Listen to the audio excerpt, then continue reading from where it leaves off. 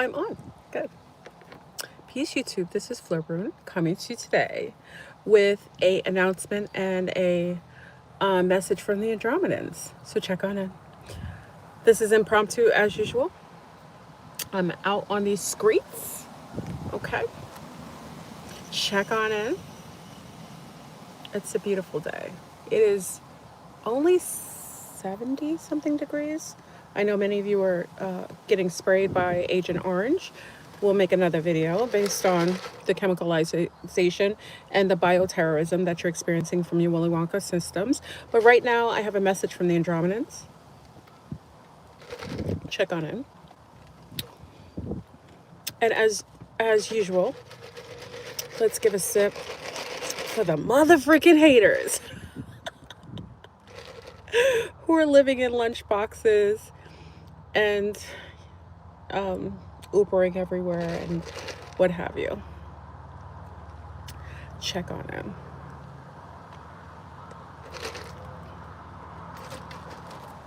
Okay. I hope everybody's well. Again, I hope you're using all of your modalities for the chemicalization and the bioterrorism that you're experiencing with Agent Orange, that they're labeling as fires in Canada. Big up to our Canadians in the house. Okay. Bonjour, bon tarde, buenas tardes, konnichiwa. What was my Swahili? Oh my gosh, remind me. Was it? Gosh darn it. I forgot my Swahili. Ni hao. What's my Swahili, y'all? I forgot it. Oh my God, I love that term too. It's such a beautiful term. Can someone tell me what the Swahili is? Okay. It's afternoon and I have not shapeshifted. So if you think I'm shapeshifting, I'm not. Okay. Yes, I have my, and you guys have my I have my throwback from Bahia. Big up to Brazil. As I will be there in 2.5 seconds. I'll be back home in Brazil soon. So I will be coming to you from that location as per usual. So check on in. Okay. We're going to discuss my message from the Andromedans. I'm excited because there's so much to unfold. And I think I was waiting for this message for a while. So this is training day. So check on in. So as you know, I was talking about the ConeHeads before. I'm going to wait until we get to at least, usually I wait until 500. But let's see if we can get to 500 first, and then I'll try to start the conversation and the share. But for all those who are experiencing Agent Orange via your chemicalization, bioterrorism by your Willy Wonka systems, also known as your governments, you know your modalities. You know, over the years, if you have been a party to this channel, it is an organic channel. I have been here for a long time on these YouTube streets. That's what my little one would say. When they say streets, my little one says streets. On these YouTube streets, I love, love, love. Big up to the little ones. Anyone in here raising toddlers and little people? Big up to you, because that's like training day as it is. If you got a toddler at home, y'all, that's like training day. You know what I'm saying? You got to have your sneakers on. You got to be ready to anything pop off, juice boxes, stains on the ground, little people climbing up stuff, jumping off couches. Big up to all the mommies or abuelitas, the daddies. Y'all are in these training days right now. If you're lucky enough to have a toddler and you are well rested, which is rare, and you better be well rested, because they will keep you awake and aware. Okay, so big up to all the mommies and daddies who are raising the little people still. It's a challenge, but a challenge worth doing, and you'll be so grateful when you get out of that stage of toddlerness, well, until you get to preteen, and that's a whole nother topic of discussion. Check on in. Okay. know what I'm saying? You know what I'm talking about. Them little people. They'll have you like uh, reminding you of your sanity or your insanity. Woo! It's beautiful out here. The winds are coming. The trees are speaking. The Andromedans have a message to everyone, and it's overdue. This message, and you know what's interesting? Many of you, I think I'll discuss this before we start. So, you know, when I start the discussion, can someone do the timestamp for me when we start the discussion? So people coming in after the video is already done, they'll know when we start the discussion. But for many, many years, like I've been on here a long time, and I hadn't understood that by default, me being a contactee, also, you know, big up to my quantum therapist who does she does quantum healing on me. Remember, I contracted her after my mother transitioned because I was going through it, and she has been amazing. She, you know, she does craniosacral quantum healing. She's a numerologist, an astrologist. Like, she's the bomb.com. I know my mother found her for me because she really helped me out. Big up to her. She's the bomb.com. And it was, you know, and also, you know, it's very important that if you do go to someone who's a spiritualist, who's a therapist, who is who overstand and understand that you're beyond the quantum, your consciousness is beyond the Western, the modal, you know, the regular mundane kind of consciousness. So if you're going to a regular therapist who is unaware of the quantum field, who isn't quite vetted in spirituality or consciousness beyond this firmament, you know, the interface with numerology and astrology, how it all interrelates with you genetics, you need to go to those. That no one else will understand you if you're conscious. Like, if you're going to an automatic or an ordinary schmooly from in this firmament that's just really mundane, just trained in Western medicine, you're missing it. This being has helped me beyond measure. And why I mention her is because, you know, I've been a contactee all my life since when I was born.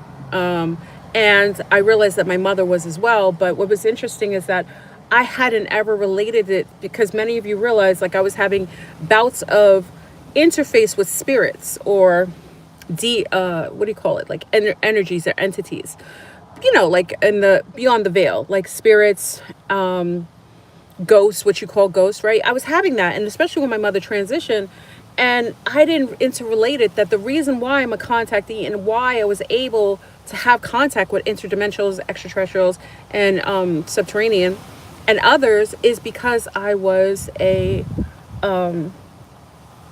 had what is it called? I was a clairvoyant. Now it's crazy because you say, FleurBrun, wouldn't you think that you were clairvoyant? No, not at all. Like, I wouldn't have ever said clairvoyant. I'm not clairvoyant. I'm not psychic or anything like that, but it's all related. The fact that I was a contactee automatically put me in that field because I was getting messages that are beyond this measure of contact. I was clairvoyant. I had clairaudio, clairsentient. Like, that's all interrelated. So she was like, you know, you're a clairvoyant. I was like, what? Because I think there's a stigma attached to that. Don't you think? You know, in my world, I don't know. I just, not that I'm judging negatively clairvoyance, but I didn't realize she broke it down. I can't do a verbatim because she had to explain that me being a child that came into this world with this ability to speak to interdimensionals, it automatically put me in the class of clairvoyant. That's why when I get messages, it doesn't have to be in dream.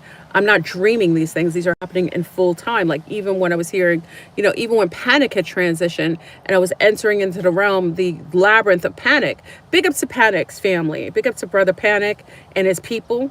Because remember, when my mother first transitioned, I entered into the realm of the Taurus, which was Panic's realm. And it was a labyrinth. Many of you were there. It was profound. I was like, why am I here? Even when, remember I told you when, and it was way after Dr. Blair had transitioned. I had Dr. Blair came, but he came like a forest. And many of you remember this message. He came in a forest, and like y'all, I, so most people do dreams and have dreams and they enter. No, these things are happening in real time. He was in a forest, and I saw Dr. Blair in a forest, and he was in front of the forest, a huge, massive forest, beautiful, like pines, just all behind him. Like if you're walking into a plane, like a flat plain, and then there's a forest that starts because it's untamed. And he was standing in front of the forest, and he was giving me a message, and then I wanted to go towards him, and he told me not to. And I didn't understand it at the time. It was because in order for me, every time I got closer to where he was, he understood and overstood it was too close to that realm. So I'm supposed to get the messages from behind this, in front of the veil, not behind it. To go behind it, I feel, and this is my interpretation. I felt like he thought it was going to make me transition. So I didn't go behind. He wouldn't let me come close to the forest. And then all of the interface with spirits and so on. So again, big up to my quantum therapist, who basically gave a diagnosis of my origin, of what I really am. So I'm really clairvoyant, and that's why I'm able to get messages from interdimensional extraterrestrials, and also subterranean, but also spirits and ghosts. Now, it's really odd, because that's why I was picking up when my mother transitioned. Once she transitioned, it kind of like it made my filter a lot more. It kind of pulled, like it allowed me to channel in more, because my mother had transitioned. We talk about the fact that your mother, when she births you, she has that etheric cord that's attached to your belly button, to your solar plexus, and it's attached to your mom. And it wasn't until my mother transitioned that I felt her go across. So I followed her lead, which was still etherically connected to my solar plexus. It didn't disconnect. That's why I had access to the other realm. Anyway, I just want to explain that. I don't know if that makes sense to you. It's very fascinating, though. I haven't ever had someone break it down, but now I understand why. Because there's a spirit. The zombies already know there's a spirit in the house, and she's asking for help, and she keeps talking to me, and I didn't understand why. But this is not the message for that. This is from the Andromedans. I have a message from the Andromedans, and this is what this message is about. I have other things I could talk about. I remember my mother was giving me messages for people in this on my YouTube. She was just giving me random messages for a while. I think that was to kind of prove something to me. I don't know. Anyway, check on in. I see Detroit is in the house. What up, Detroit? I love Detroit. Detroit, you are the bomb talk. Abracadabra. Abra, abracadabra. I want to reach out and grab you. Remember that? Abra, abracadabra. Abracadabra. Remember that? I like that song. Where's that song from, y'all? Remember that? So, check on it. Usually, I think, let me explain something, y'all. YouTube is on the motherfucking shenanigans. They up with the shenanigans, y'all. They don't send out messages. There's nothing I can do about it. I don't really make a big deal, because you see the video when you're meant to see it. Again, it's an organic channel. I'm not trying to blow out the message. I almost feel like the message is for those who hear it. Okay? It's necessary for me to just give the message and just let it just flow. Okay? So I can't help. Do your parents protect you from the gate program? Oh, you're talking about Asir Ducateers. Big up to Asir Ducateers. He was the one who brought up the gate program. I think before he had that big discussion, you've heard me talk about Mensa and some of us being a party to being contracted and picked and procured when we were young. And that's where I knew my super soldier mate. Many of you heard it years ago. We talked about this, where I was put in a program, and it's not all called the gate program. There's different programs, y'all. There's different programs that people are procured by the Willy Wonka system, because they know who you are. And some people, and you got to be careful, because from my understanding, The GATE program is governmental. It's by your Willy Wonka system. There's other programs that aren't created and relegated only to the Willy Wonka system, meaning your country system, meaning your government. There are dark op programs. There are other alternate kind of wizardly worlds that contract you as well and do testing. So it's not all the GATE program. I know that's been something that's kind of been thrown out there, and it's one of many. It's not the only one. Okay. And I talked about the time that I used to go somewhere with, and that's how I met my super soldier, which was fabulous. I think it's my super soldier. I just spoke to him. Actually, I just saw him. Anyway. TMI. But I had known him as a child and didn't realize it until because my dad used to make me sandwiches to go here. So I don't want to go into it because many of you go back. I don't want to go back into that because that's a whole nother conversation. Yes, there's a GATE program, but there's multiple programs. It's not just the GATE. Some of us were procured by other groups and purposefully because they overstood, or now this will be a little controversial. Some people are created. They're geoengineered. And that's why the Willy Wonka system, the Gates program and other programs pick up some of their own. So there are hybrid people here, people who are like mixed with Chimera blood, Chimera genetics, and they are procured by the government because they are created. They're a type of Cabbage Patch. So, people have LoJacks on their genealogy, y'all. I go into that all the time. Some people are LoJacked. Some people you are byproducts of the governmental system, and by that they can do whatever they want with you because you are their creation. You are the Frankenstein. You are the hybrids that they created, but via Cabbage Patch programs. Okay, so I don't want to get into that. And also, let me make this clear: not all Cabbage Patch are lunar or white presenting. You do know that, right? There are geoengineered Cabbage Patch that are brown. That's why you see all this savagery happening up in the hood and other places. Okay? So let me make that clear. There are Cabbage Patch here that are brown and dark skinned. And do not think anything otherwise. They just like they can hybrid a whole bunch of lunars, they can hybrid brown people. The only difference, the brown people that are created don't have melanin on their cells. If someone goes and has, access to doing postmortem, and, I worked in the medical field, so you have cadavers, they don't have melanin on their cells. The ones that most likely aren't Cabbage Patch brown people are the ones who have melanin on their cells. And what does that matter? Melanin on the cells deters from infiltration of the genealogy. It doesn't allow for you to replicate or mess with the gene pool. You can't change it. You can't encrypt it. It just allows it. That's why when we're in a laboratory, you only see white mice and white rats because they strip the cells to make it easier to incept in the genes, in the DNA. So I can imprint something, I can add something, I can take something out if I strip it of melanin. So when you see Cabbage Patch with supposedly brown skin, does not mean they're brown on the inside. It might just be brown on the outside and stripped and bleached on the inside. That's a denotion. You can't tell if they're Cabbage Patch sometimes. Well, I can, but you can't tell unless you go inside post-mortem and see that their cells are non-melanated. Okay? Non-melanation allows for encryptions. Most of my science people, my genealogy people working with cadavers, this. Okay? So not everything that you see is. So let me make this straight, because you think I'm just talking about lunars that are Cabbage Patch.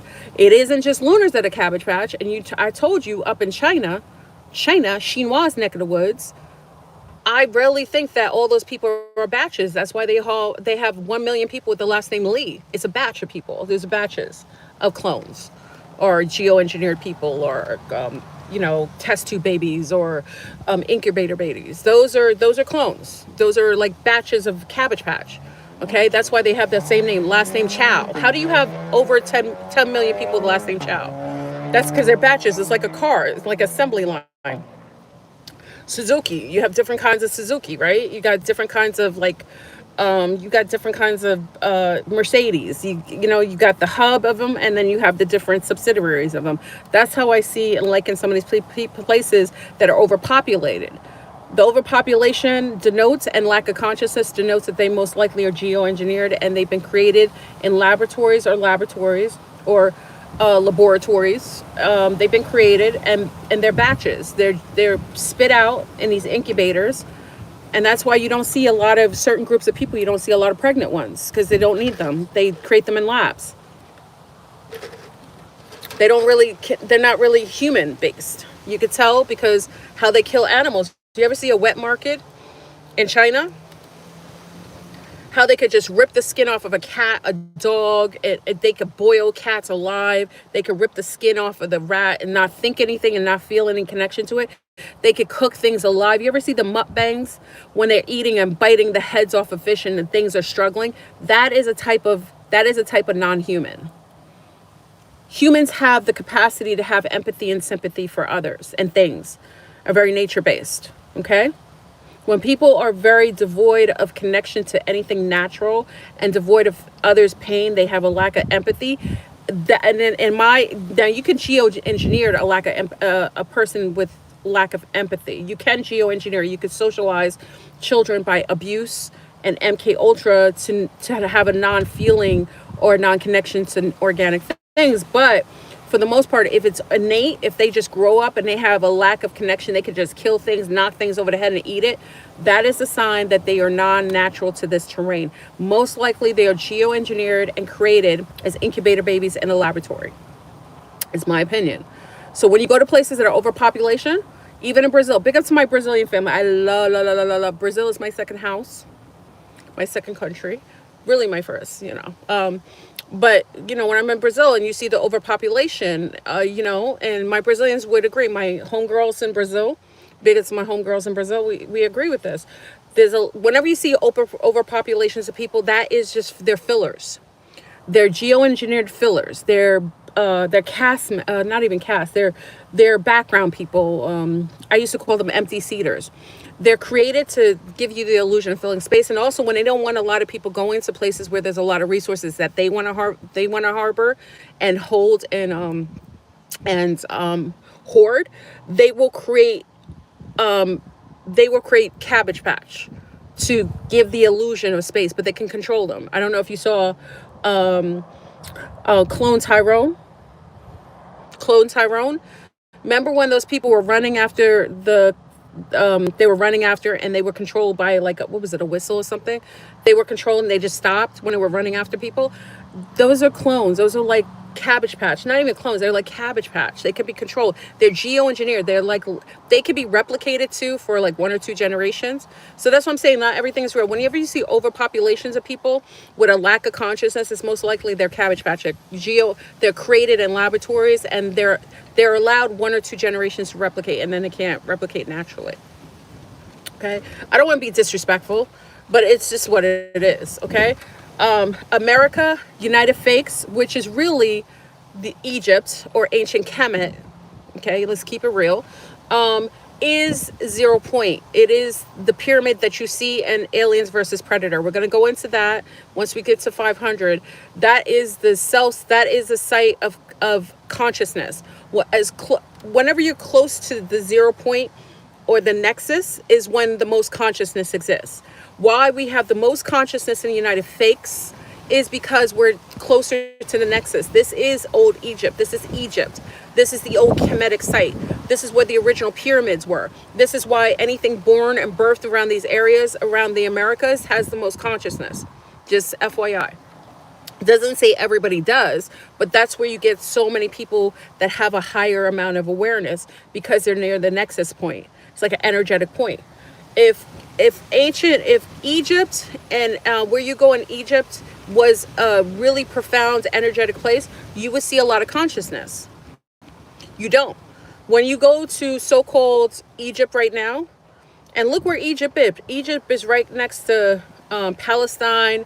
It borders Palestine and then it borders Israel. Look how lack of consciousness is there. If Egypt was so conscious, how could it allow people to be killed and bombed and murdered right next to it? It wouldn't exist. Because the consciousness of people wouldn't allow it. So that's how you know what's going on over there isn't conscious. It doesn't have a high amount of those are probably Cabbage Patch over there. I'm just saying, they don't even look like the ancient Egyptians. The ancient Egyptians look like Sudanese people and Ethiopians. If you look at the walls of the pyramids over there, even though they cut off the noses to gentrify them, to whitewash them, doesn't matter. The people they look like are the ones from Sudan and from Egypt and from Ethiopia. Okay, I don't care how many times you bleach the rocks. You can't bleach. There isn't any way any light-skinned person could be from the Middle East or Africa. I don't know what kind of mental illness y'all are on. I don't know what kind of synthetic weed you're smoking. I don't know what kind of mushrooms you take. The fact that you accept that there would be light-skinned people living that close to the sun, where the sun simulation is so hot. What do you think Ethiopians and Sudanese have such beautiful cosmic brown skin? Because they're closer to the equator. You cannot be light skinned. If you go to Israel right now, everybody's wearing sunscreen. If you from there naturally, you don't need sunscreen. Why are you covering your skin in the Middle East? Why do you got to have sheiks covering their skin? Because they're not from there. They're not organic. They created a whole genre, a whole cosplaying genre to cover up your skin and to make it seem like that's the whole fashion. No, mother freakers, because you ain't from there. I could go butt naked over there right now and I'd be fine. I'd just be a beautiful golden brown, but my skin would pick up the pace. Because natural people who are from that region, I don't care if you call it Middle East, that's a whole geoengineered cosplaying a whole recreation of a name to give a placement for people that don't exist, that are not naturally from there. You could believe it. If you believe Elizabeth Taylor had lavender eyes and was light-skinned living over in Egypt, you are under MK Ultra. You are under social engineering, and you are probably a Cabbage Patch to even believe that. Anywhere was hot, how you know you belong there? Get butt naked and go out there in the sun. If you have a lack of tolerance for the sun and you are in a hot region and you're telling me that you're organic from there, I call cap. Okay, so please stop it. You could play. I understand you want to cosplay over there. I'm cool with it. Just leave me alone. Just let me know what I know, and you live over there with your sunscreen. You ain't living anywhere. You're from Europe where it's a little higher. You're probably from the mountains where it's cooler. Okay, and for all you who think that the sun is hot, you are mentally ill as well. Okay, the sun isn't hot. The sun simulator is a simulator. The simulation suns all over the place. There's probably several. That's why we see several now. Years ago, you saw me taking pictures of 3 suns. It's all over the place. Okay, you cannot live under that sun. The closer, and the further away the sun is when it's hotter. The closer it is, it's colder. That's why when you go up to mountains, you see in the peaks, if the sun was hot, y'all, why when you go higher up, you see snow caps and snow and it's colder? See, this is the mental illness. This is what your Willy Wonka systems have taught you in school. They have destroyed your ability to have proper critical thinking, for God's sake. You think I'm teaching my children that the sun is hot? And every time the sun is further away, it gets hotter, and when it's closer, it's colder. What the heck? So if the sun was hot, how are you going to go up to space? And how come they don't have any sun protection? Okay, so I just wanted to bring that up. So what was I talking about? Oh, consciousness. I'm waiting till we're almost at 500. Oh, we're gonna get there, yo. So I'll start the conversation when we get to 500. So the most consciousness is in the Americas. That is ancient Kemet, okay? And people are returning back to 0 point because they have to. They're being kicked out, and the other ones have to dig underneath the ground because they're not going to be able to survive here. They're not surviving now. They have to live under the ground, the Deros / Grays / ConeHeads. They can't survive, and their Cabbage Patch can't survive the sun, okay? Not the sun that they talk about. Black on sun, won't you come, right? Wash away the paint what the Nazis were worshiping. That's the sun. It's called the black sun. They can't survive that. That's why they got to go. That you think the heat, I told you, I don't think CERN was turned off. I think that mother freaker was turned on. I think whenever they tell you the CERN is turned off, it's because they turn on. And you got to use you got to use common sense. See, you listen to what the same people that we know lie to us all the time, what they tell you. They told you that CERN was turned off, but every time they say it's turned off, all these crazy things happen. Now we got doubles walking around. Big up to DJ Lisa. You're seeing mirror people walking around. We're seeing doubles. People are seeing their doubles doppelgangers walking around now. Every time that motherfucker, they say it's turned off, crazy things happen. Mandela effects happen. You got all kinds of weather things happen. No, I'm telling you, they turn it on. You could believe whatever you want, but how are you going to believe a liar? You believe the same people that tell you that the sun is hot, that Earth is a spinning ball, that we are the smartest in the universe. You believe them. How are you going to believe liars? I mean, you can. You got Cabbage Patch teaching people in school. They don't even have history themselves. They don't even know real history. Okay. I showed you the images of who were living over here in the Americas. Stop playing with me. I am an indigenous from the Americas. I look like my ancestors. I look the same as my ancestors. I have pictures of my ancestors from before dawn in the Americas. Okay. When we were topless, living happy with our tropical flowers, y'all just came over here and create Cabbage Patch to come over here and cause wreck. And those dark black ones, those dark lords are the ones who did all this craziness, bringing all these Cabbage Patch over here that are basically like parole officers. Okay? Don't play games. I was over here. All you indigenous $5 Indians, stay in your place, because you get your feelings hurt and then you get mad and you get upset and then you cry. Don't do it. I'm not trying to hurt you. You've been lied to. I don't want to hurt you. It's not my intent. I don't have that in me. You're a $5 Indian. You aren't from here. My people are from here. I look like my people. I have the same nose. My hair texture is exactly the same. My beautiful copper skin. I'm not sitting under a fake and bake for hours to get this beautiful color. I love my color skin. I love my shape. I look like my native people. Okay, that's why I have a lot of self-love, because I'm still in the same terrain. That's why I go back and forth. You people are like, oh, FleurBrun, you're always leaving. I live in the Americas. This whole continent is mine. My people been here before John. Some of you are not from here. So you feel a certain way. This is my terrain. This is my playground. I could go from south to north. My people are all in this neck of the woods. I look like my people. I can handle the sun. I can handle the cooler temperature because I'm from this continent, under this realm. Okay, so I don't want to hurt the pretendians. I don't want to do it because it's mean, and I don't want to be mean spirit. But you aren't going to come over here and act like you're from here. You don't even have the complexion to match what was over here. You wouldn't. Don't do it. Don't play yourself, because I have, remember, my people didn't forget themselves. We knew who we were. I still have traditions. I still have the native languages that don't play with me. Okay, because when I do that, it bothers you, and I don't want to humiliate you and hurt you. I'm just telling you that you don't belong here. I don't know if you're a Cabbage Patch. You may not be. Not all Europeans are Cabbage Patch. Okay, so I'm not saying that, but some of you are, and some of you have been lied to and told that you are here and that you're native. You just moved on lands when they moved off other people, and you inherited whatever artifacts were on that land. That's why you think that you were from there. You inherited what was there because it was left, just like Egypt over there in so-called Africa. You just inherited stuff that was already there. You were just placed somewhere where other people lived, and generationally you were lied to, so now you believe the lie. It's not for me to hurt you. I think I want everybody to be happy and prosper, and I want everyone's children to be healthy. But if you're gonna challenge me, you're gonna lose. Remember, I was one of the only people back in the days talking about I was indigenous to the Americas. I already knew that. My people already know that. Okay. I was just trying to school everybody else. Now everybody's accepting it, but I knew that already. Okay. Slavery wasn't a thing. Okay. And I do agree with the term. I love that the young people are brought up a term. It was called prisoners of war.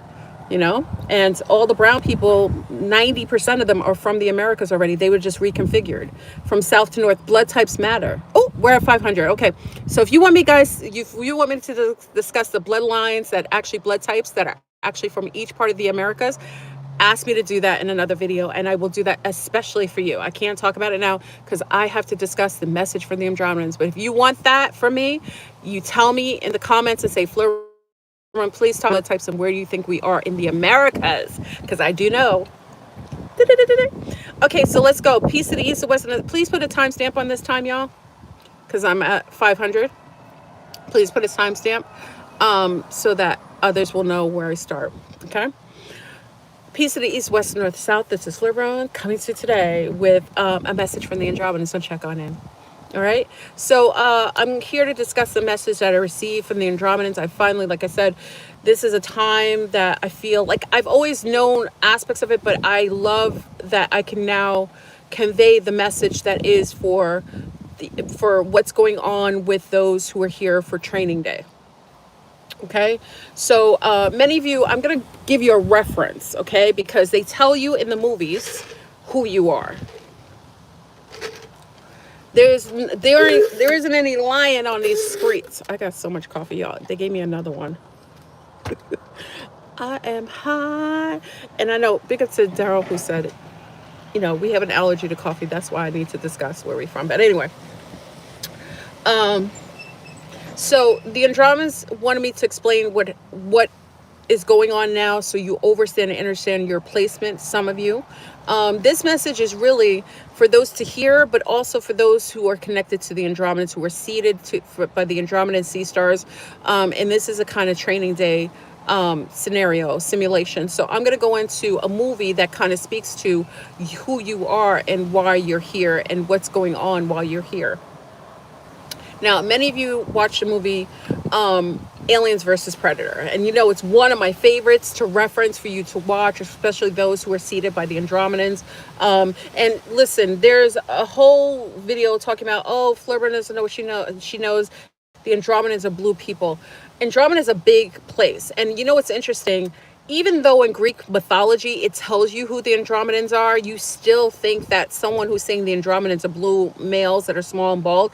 I'm not denouncing that. I'm not saying that isn't the case. I actually think that what is being told to you is partial truth. I think they're talking about the ant beings, which is also connected from the Andromedans. Now, the Andromedans themselves were before from the old Earth, and I talk about Tiamat being the actual birthplace of the Andromedans, but when they were displaced after one of the last cataclysms, they went inner Earth by the non-terrestrials, which we call the ant beings, which the Hopi reference with the little antennas. But that's who I think is referenced from the gentleman who says he's in contact with Andromedans, which are male. I actually think he's referencing maybe the ant beings. I just think maybe. And he's forgetting the antennas. That's why all of your alien movies that used to have the green man, remember the green Martians with the antennas? They're referencing the ant beings. And I think they're kind of playing a little bit with people, like putting thoughts in people's heads to make them forget or to skew the image. That's just what I think.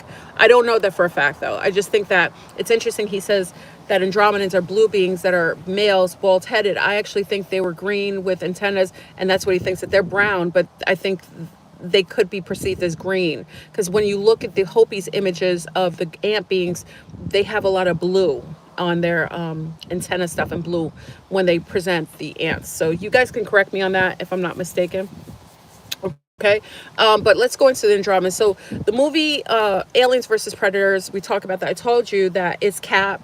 They want to present, I told you in Andromedans you had an image. Some of you went to my conference because to you actually saw the Andromeda that seated many of us here in this firmament that was under captivity and freed herself.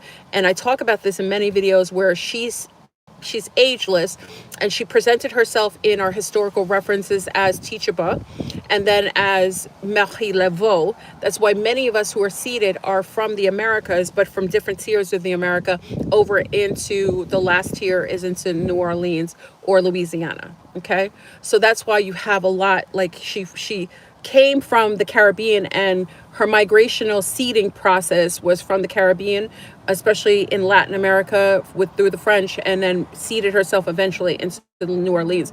And that's why many of us have magical properties. We're able to be, if you're seeded by the Andromedans, and I talked about my quantum therapist talking about being clairvoyant. Many of us have abilities because we are seeded by, and seeded means that we are hybridized by this being. She seeded us. Remember, they're asexual in the way that you would perceive. I don't want to say asexual. That's wrong. Not asexual, but the way that we are conceived is through other women. We needed males to replicate ourselves from where we come from. That's why we're a female society. Okay. And that's why that's why training is done via being thrown in the terrain with a lot of hostile masculines, males, in order to train the Andromedans to be able to overcome forms of inception by patriarchal, dark being, gray, ConeHead, Deros. Okay, that's why the societies that are here that are relegated to being in power are all male patriarchal based, and they all mostly they promote homosexuality with males because they don't mate with females and they see females as their enemy. That's why you have a lot of abuses of women and children here, because it's almost like an internal innate hatred towards the female, because many of the females have been seeded by other groups that are non-male based. Okay.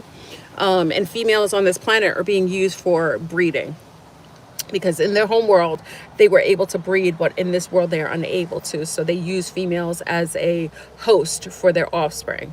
That's why a lot of women, when they host males, they have more issues in pregnancy than they would have with a female in womb. That's a whole nother conversation.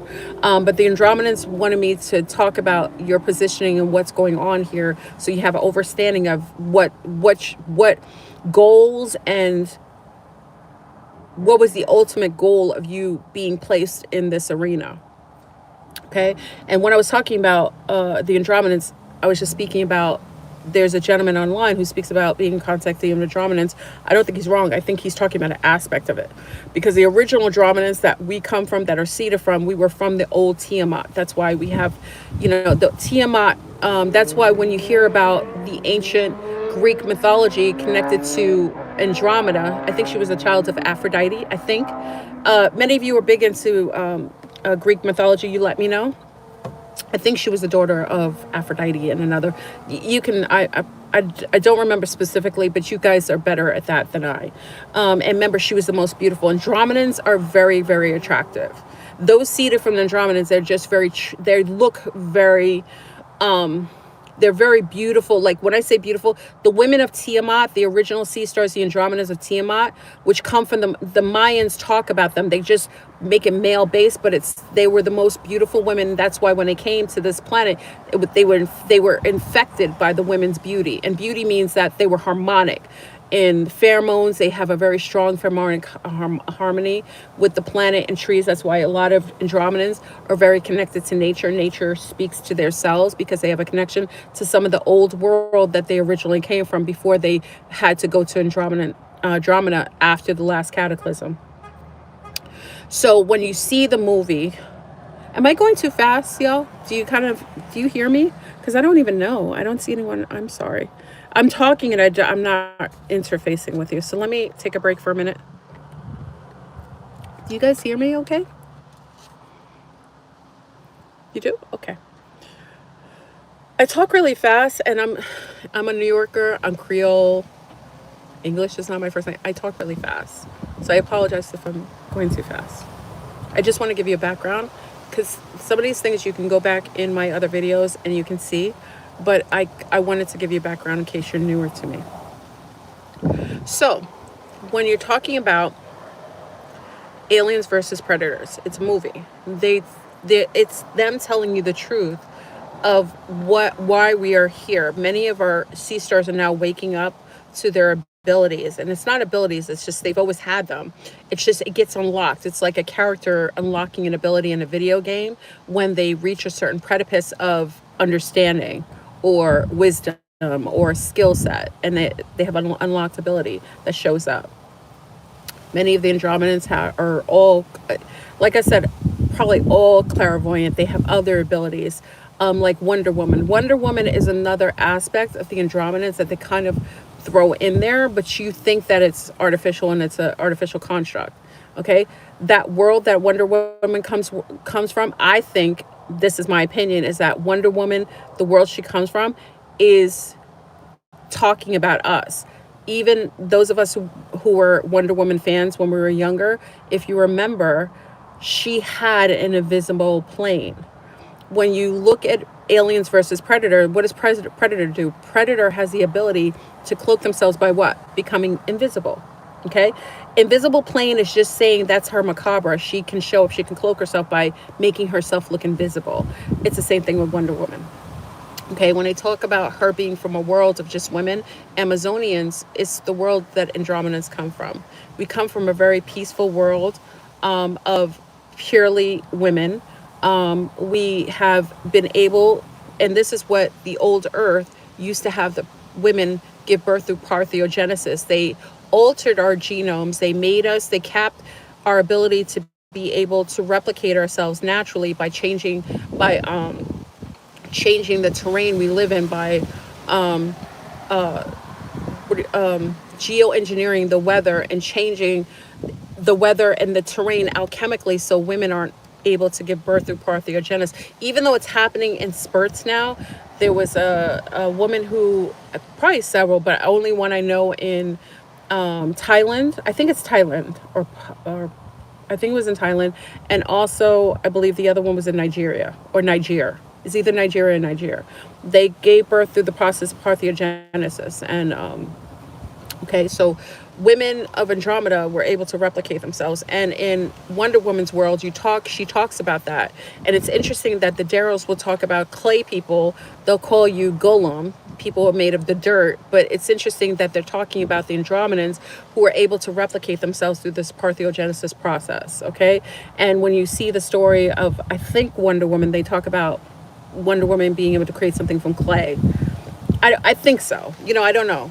I'm thinking sometimes when I hear certain statements, it makes me think that they're referencing us. Okay, but the clay people could also be golem, could be the Cabbage Patch people too. So, I changed that. I'm just listening to references, and also I watch Wonder Woman. And if you remember, many of us who are from Generation X, pick up to Generation Xers.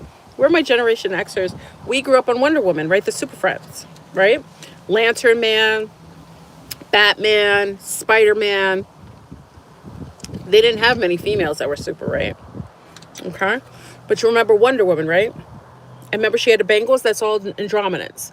Andromedans always wear like bangles, okay? And if you see the image of the Andromedans on my page, and if you've gone to my conference, you see I don't share her image with everyone because people like to replicate it.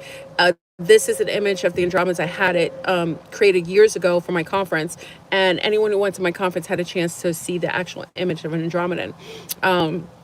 So Wonder Woman, even the way that she dresses is very like the Andromedans in the way that she dresses, okay? Boobies out, yeah, all that kind of stuff. That's very Andromedan, very nature-based. And not the way Wonder Woman looked, but the world we come from, the original Tiamat. That's why back in the days, you always hear me talk about Tiamat. That's our original home world that was destroyed. So it was destroyed, and not actually destroyed, it was overlaid with a new earth. That's why they keep telling you the new earth, go to the new earth. The new earth is a world that is geoengineered and terraformed to host Greys, Deros, and other dark beings that feed off of us, that have been feeding off of us energetically. They feed off of our offspring, they feed off of our energy, and they've created males to dominate and to hurt us, okay? Where we come from, our worlds, we don't have males like that. And even in the world when males were originally created, they weren't harming females, now they are. And a lot of the males here are now geoengineered to be homosexual males, okay? I would say about 70% of our population right now is geoengineered through chemicalization, through socialization, through rape programs, prison programs to create. If they weren't naturally men on men, they condition them to become that. And it's very sad because I think the men here are the first victims of chemicalization and warfare. Because because the men that were created originally with the Andromedans were protective, and they were created as soldiers and warriors to protect the women. And they have altered that system and that program they've hacked the program, and they've created males that not only are they male on male, they have a propensity to act like the coneheads and only have be conditioned to mate with other men. They have an actual inside of them, they hate women and they compete with women and they want to destroy them. So they've created an entire realm. I'm telling you, y'all, I'm not hating. 70% of the male on this planet now are all homosexual men. Whether they tell you or not. I mean, I hear it more because I'm on YouTube and I hear all the stories, and it's really crazy. And again, all these women are smoking marijuana while they're pregnant, so they're just helping the system do it. A lot of women smoke marijuana and they don't realize they're actually marijuana right now, especially the governmental with all these dispensaries, purposefully have created dispensaries with that crystallite on the weed, and a lot of women are taking this in when they're pregnant, and their sons are being born with that disposition. Okay. So, it's unfortunate, but it's just, the boys are being destroyed and the men are being created to have this natural conditioning. And with all the socialization and music and frequencies, they're being, I've seen so many murders of women and children right now. It isn't natural for a male to want to have sex with a baby. It isn't natural for a male to want to rape his own offspring. It isn't natural for a male to want to have sex with any animal it gets contact with. All of the Middle East is full of homosexual males. All of them. This is my opinion. That's why all these men that Pakistan, Afghanistan, all these places, if you talk to soldiers, they will tell you when they go over there as our soldiers over there and they have to train the men over in the Middle East, they will tell you that they were told to ignore the fact that the men will go in the back and have sex with each other. Okay, you cannot have animals around them because they will have sex with the animals. This is a geoengineered, chemicalized form of warfare against your males that were created to be harmonic with us, and they are created to destroy us right now. And they are creating the whole trans aspect is to replace you because they want to get rid of all females. They don't want to have a necessity for females because remember, they can create them in a laboratory, they can create them, but men have they've been, conditioned to want to be with females. So they have to breed it out of them.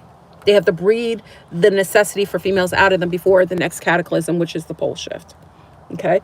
Because if you don't breed it out of them, they'll crave natural women and they'll go and look and they'll fight for women. So they need to make sure that every man here has a homosexual disposition and that he would be okay having sex with trans. And big up to all our homeboys who found out the test does work. We'll talk about that, but let me get back into what's going on. So when we talk about, and I'm not saying, listen, sun stars, if you're not a homosexual, this is not for you. Hit dogs holler. Okay. A lot of our sun stars know that they love women. They're in sync with women. They're very protective of their mothers and sisters. How you know a man isn't a byproduct of this chemicalized form of warfare by Willy Wonka, the Greys, the Deros, and the goddamn Coneheads is because he's very protective of his mother and his offspring.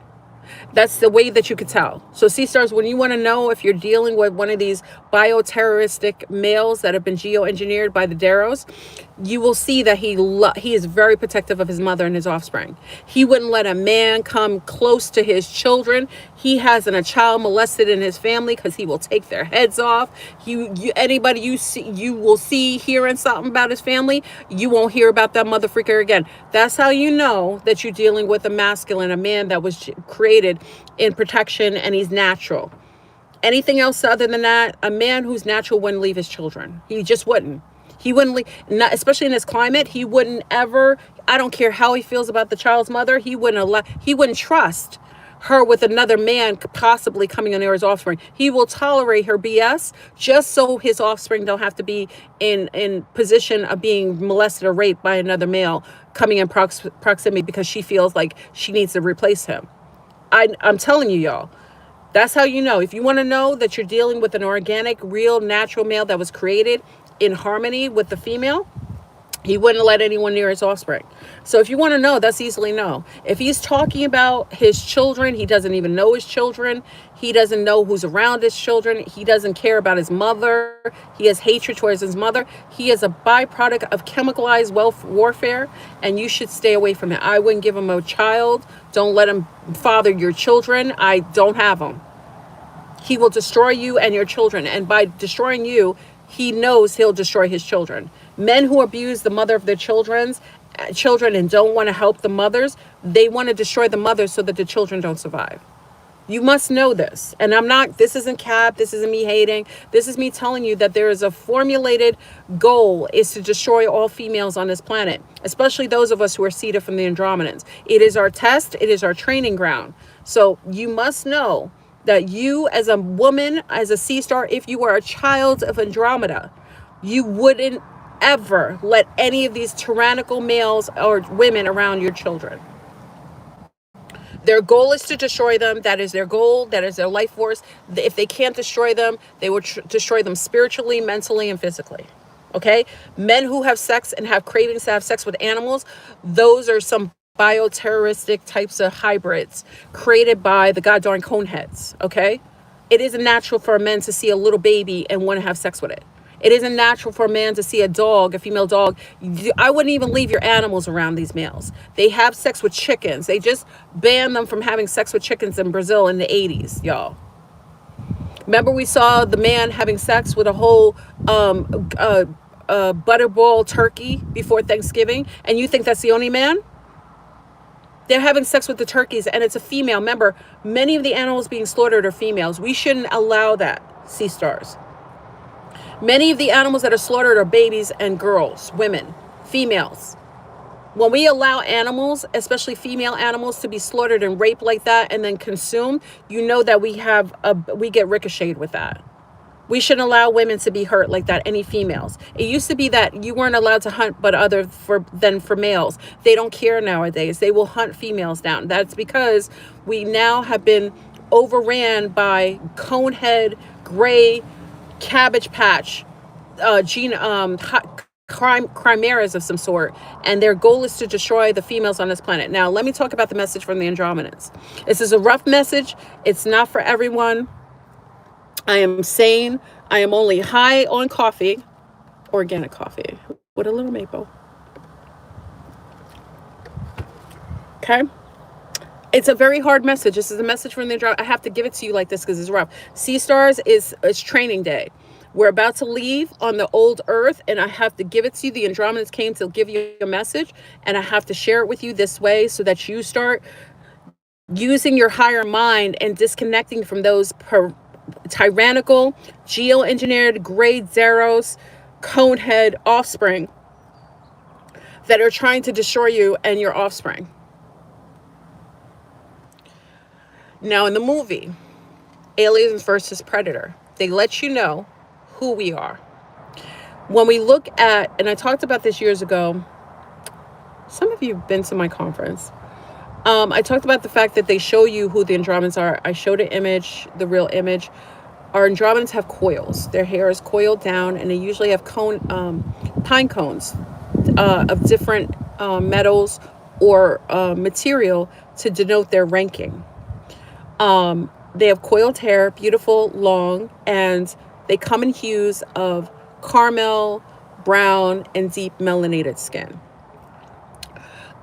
They do have a connection to the ant beings, and I always talk about whenever you have contact with the Andromedans, the ants tend to, like, the ants kind of get revved up around your house. Like the energy of the ant beings that they're connected to, they get revved up because we have an interconnection with the ant beings that were originally that came from the Andromeda system.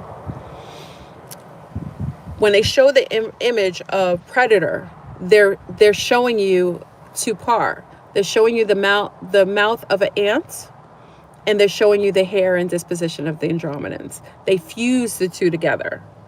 So it's interesting that when you see the Predator, you're seeing the Predator with the fused mouth, the mouth, I forgot what it's called, the mouth of an ant, and the actual hair and physique of the Andromedans. You see their hair, the dreadlocks? That's an Andromedan mixed with the ant beings. They fuse them to confuse you. Okay? Then you have to understand when the aliens, and I got to give big up to one of our sea stars. I think it was Selma from Zoom. Big up to Selma from Zoom, talking about the alien's head being ConeHead. You see that? Black and Conehead, because the original enemies of this planet are not lunars, y'all. They're black. Remember when Norman Brogram told you what he saw coming off that ship? A black, and he had a what?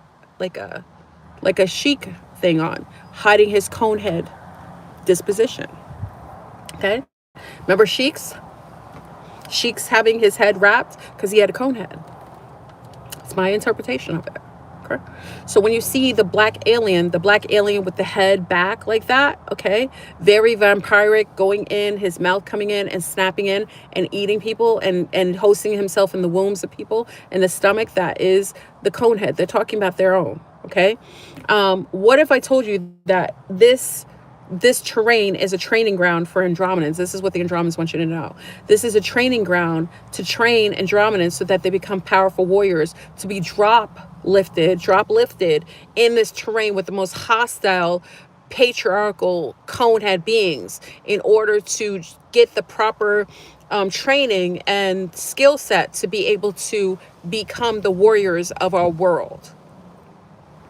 When you see, who did they show you is in that movie? Predator. That's why I tell you to watch that movie. Who do you see? Sanaya Lathan. Why is she a brown woman? Because she's telling you she's a daughter of the Andromedans. She's a daughter of Tichaba. She's a daughter of Jemidah. She's the daughter of Marie Leveau. Okay? I talked about when they captured our sea star, supposedly the EBE on the dark side of the moon, they showed you her image. She got loose. Remember, she had another sea star who's darker skin, whose head was totally decapitated. You guys didn't see it. I did. They took those images offline. I have it on my other computer. A dark melanated woman driving that ship. When she freed herself, remember, they don't die. They don't have years. They don't age in dog years like we do on the earth, on the surface of the earth. Okay, her daughters don't age as fast as any of the others, and that's also a byproduct. If someone is a Cabbage Patch, they age in dog years. Okay, that's why you have all these fillers. You have all these what do you call it? Facelifts. What's the stuff, that botulism of the face? What's it called? What's the stuff that they put in their face, y'all? They put stuff in their face. Not collagen. It's something else. Whatever it is. That's a byproduct of them not being natural. Botox. Thank you, my lovies. Botox. They have to put Botox and all that stuff. They do all this anti-aging stuff because they age in dog years. Whenever you aren't natural in a terrain and you aren't from this homeworld, you age faster. If you are a natural being, you wouldn't age so quickly. Unless you're of another species. Okay, thinner skin that ages in dog years is because you aren't natural. Whenever you're geoengineered, whether it's a clone, whether it's a Cabbage Patch, they age faster. They don't have long lifespans. The shelf life is short. Okay, that's also a byproduct of being a clone or a Cabbage Patch, like in a test tube baby. They break down easier. Okay. So when you see that movie with Sanaya Lathan, they're talking about the daughters of the Andromedans. Sanaya Lathan represents that. She's represented that, and she earns her stripes literally by engaging and battling and winning against the enemy, which is the Conehead. The homosexual Coneheads that are here, that were purposefully geoengineered, their types like them, and men were chemicalized to act and act on their behalf. So you see the battle ensue. Where were they in front of?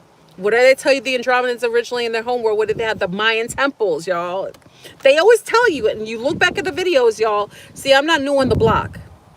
I won't make up things, go on TikTok and just make up things that I just heard from other people and just act like it. No, go back to the video. See, I got the archives. We talk about the Andromedans being connected to the Mayan Empire. And originally at the time when they lived on ancient Tiamat, the whole planet was like all temples and what you consider be pyramids, right? Like the ones in Chichen Itza in Mexico. Big up to our Mexicana family. Okay? That's why you see that image at the beginning of that movie, or like on the cover. Okay? You see the cover and it has the image of the Andromedans, the predator. And Sanaya Lathan was dropped in unbeknown into this temple, right? where she was engaging. The temple represents what we're in right now. We're in some sort of terror dome, okay? The Andromedans, this is their training ground. These beings here are here orchestrating as they would. In order to train the Andromedans to become the ultimate warriors, they have to be dropped in this terrain in order to battle, overcome, and gain their stripes, like how Sanaya Lathan did in Aliens versus Predator. She was dropped down there unbeknown, and she was the last standing. That's the sea star. That's the Andromedan offspring that was seeded by the original Andromedans, the tall-headed predators. Okay? Dropped down there battling the patriarchy. The dark trans woman ConeHead patriarchy, and they're black. Don't you believe the hype? You see all these lunar faces, you thinking, no, that's the Cabbage Patch that the ConeHeads created. They create beings that they can geoengineer from their cells. Remember, I talked about at the beginning of this video that some people can be infiltrated from the inside and some from the outside. And I talked about this years ago, believe me, what lunars can be infiltrated from their genomes if they don't have melanin on their cells, so there's encryptions that can be put into their cells. They can have things encrypted so they can have a certain kind of mindset, certain kind of limitation. Brown people are controlled from the outer perimeters, controlled from environmental factors. So lunars are controlled from the inside, brown people from the outside. If a brown person doesn't have any encryptions or any melanin on their cells, they are just as infiltratable as lunars.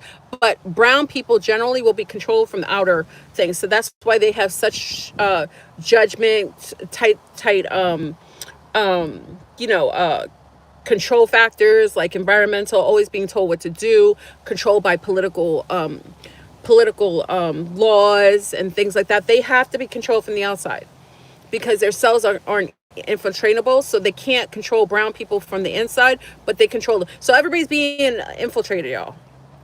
So don't think you're better than anybody else because you got a little brown skin, because we don't know that you're not a Cabbage Patch. Because you have brown skin does not mean you aren't a Cabbage Patch. If you are low vibrational, you sit here, you can't not do drugs, you can't not drink, you can't not beat women, you can't not have sex with multiple men, you can't not be belligerent, you can't not live a happy, cohesive life. You are a hater, you're abusive to other people, and also if she's man-centered and she's a brown woman, she has a bleached inside.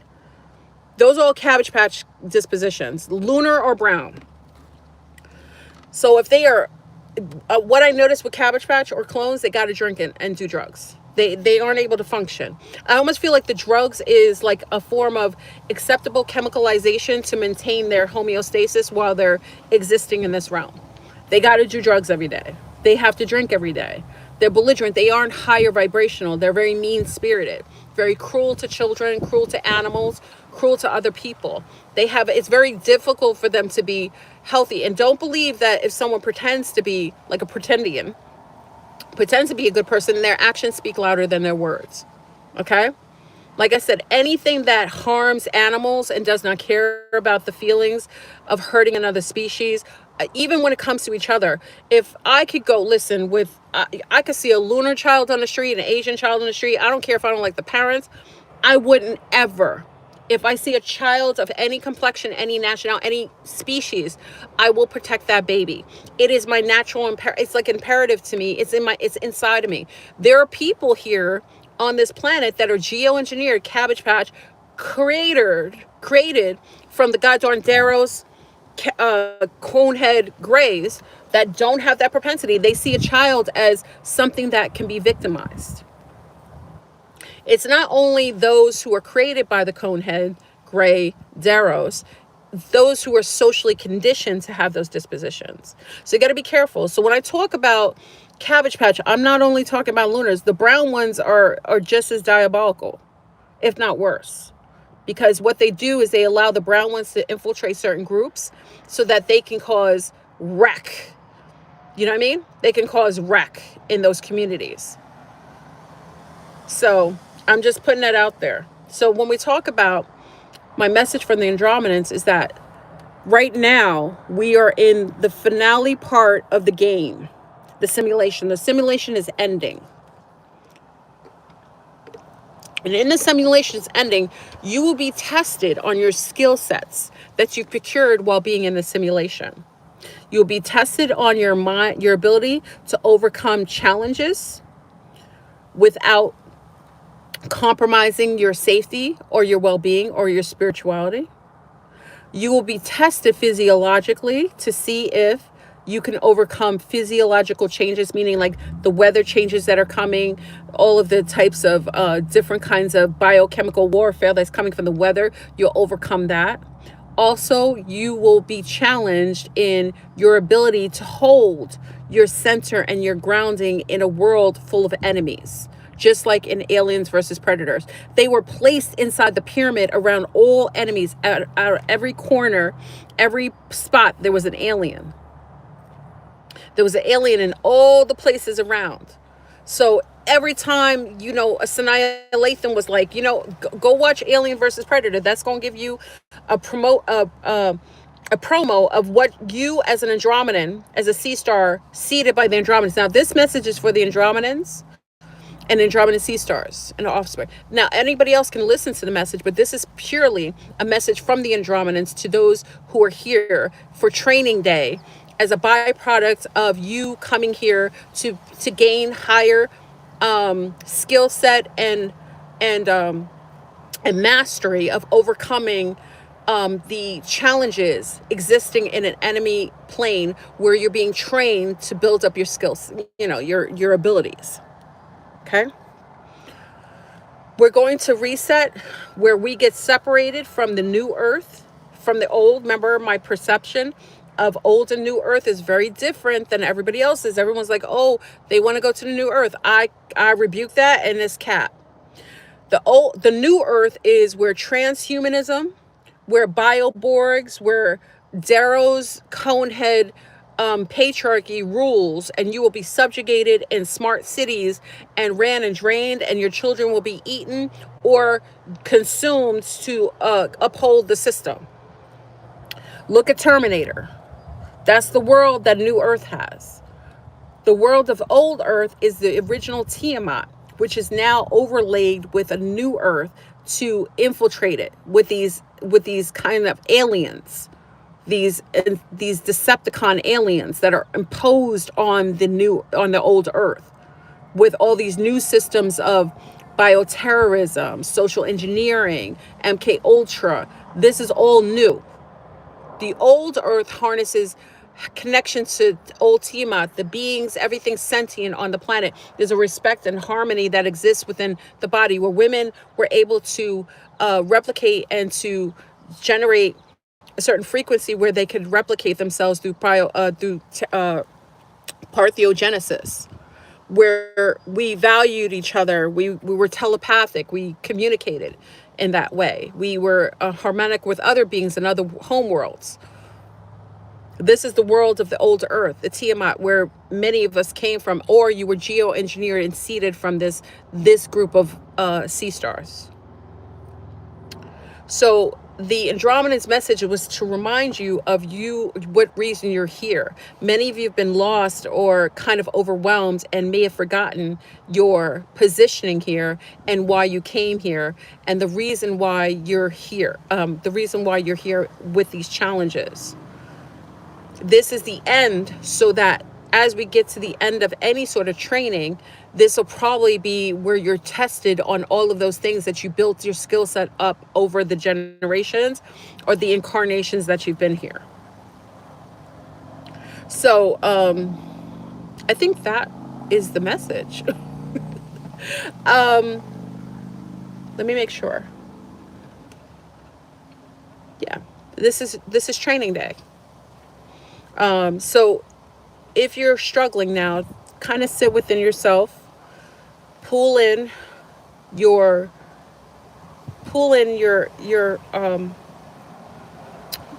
frequencies, and sit and kind of speak to yourself and talk about what you've learned here and what you think that you're here to learn, and the challenges that you're incurring or you've incurred based on maybe karmic lessons that need to be mastered and filtered out so that you can go and leave with the old Earth again. Okay? It's going to be very difficult for you to leave here if you're still anchored into the old vibrations, very, very dense vibrations, especially being here for too long. You ever see soldiers that are in battle too long? They become sick, almost like they become uninhabitable in their own skin. Okay, so you have to know that this isn't a place where you're meant to stay. This is a place where you get trained and where you leave when you master skill sets that allow you to bring those outside into the other world that it coexists in. Okay. The challenge is going to be different. Like I said, based on how the different tiers that you're on will let you know what needs to be accomplished before you leave. So many of you already have accrued enough skills to be able to overcome or not even go through. Remember, there's different parts of the simulation where you're going to have maybe more extreme versions of the simulation and some less. If you've already mastered certain skill sets, you may not have to go through, the reset where the pole shifting is crazy and zombies all over the place, and that may not be your you may not have to go through that. Oh, thank you. Oh, thank you for my donation. Let's see. Thank you for always keeping us in the know. Thank you. Thank you, my lovey. Thank you. I appreciate that. What else? I always build you up to the message. The message is never that long, but I always have to get you the information so you understand and understand where it's coming from. Okay? The Deros and so on, they do this. This is their world, and that's why we have to realize that that's why they're everywhere. The Deros are in Jamaica, they're in Venezuela, they're in St. Lucia, which I heard, which is crazy. They're all over. They're in the Americas. They're over in Africa. This is their terrain. This is their dark realm. It's an overlay. So they're overlaid on top of us. That's why we feel like we've been infiltrated. That's why we feel we've been when they when that's why you feel like you've been like overwhelmed with them because they've imposed themselves on the earth. It's almost like, imagine the new earth imposing itself on the old earth, and it's like a replication kind of thing. It's like they're imposed upon it. That's why it seems like they're infiltrating everything, because it is their world imposed on our world here. So it feels overwhelming, but really in itself, we wouldn't be here if we couldn't handle it. Okay. And for all the Cabbage Patch and incubator babies, I'm sorry. I don't wish you unwell. You are a byproduct of these beings. You were created to uphold their system. You are part of them. The reason why they put you in these so-called gate programs and so on is because they have LoJacks on you. Like they own you. And I don't know if it's like Pinocchio, where you could kind of break free from it, and maybe when you're incarnated, you have a higher spirit so that you won't be placed in a body that has that kind of encapsulated connection, or or the body is tethered to them.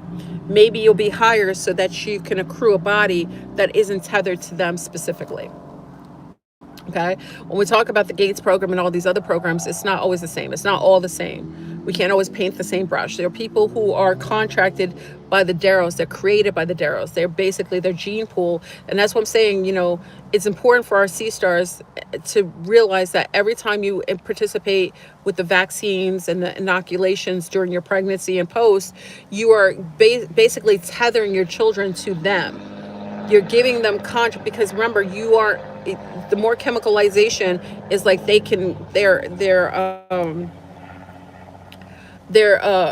tethering. What is it called? It's a term. They've got a patent on you. That's what it is. They patented you. So when you participate in these programs, then you're going to be procured by the Gate program. So now you're owned by them because you're a hybrid of them. Hybridization is not always just biological, where they take cells and they infiltrate. No, sometimes they can hybrid you by putting forms of RNA in you that change your gene and put encryptions inside your DNA. So every time you participate, or you allow your children to participate in being inoculated and with cucarachas, if you participate in cucarachas, you are part of, you are now a byproduct of them. You are now part of their patent. They own you. Okay? That's what they do. This is how they, if they can't get you through the parents, if you have two parents that are, hold on, y'all. I'm getting a text. Hold on. Sorry about that. Let me know when you can hear me again. Put 13 up if you can hear me again. Put a 13 if you can hear me again. Okay. Yeah, I would, anytime you are participating with anything that they want to do, that's why they give you a choice. The Kukarachi kill shot was a choice. They could put a lot of push on you, they could put a lot of pressure on you, but and ultimately it was your choice. Just like a vampire can only come in your house if you give them an invitation, right? They tell you, you got to give free will. You got to give your free will. You have to give your consent for their, especially if you're an organic being. They aren't allowed to interfere. There's the rules of this game in a simulation. There are rules in here, but you have to give your consent. So every time you give consent to your children, yourself, you're giving consent to them, and that allows them to do whatever they want with you. And if you put too much of RNA, DNA inside of you from them, you basically are giving away, or you're selling yourself to the devil. That's what they say, selling yourself to the devil. It's much more than you think. It's genetic wise.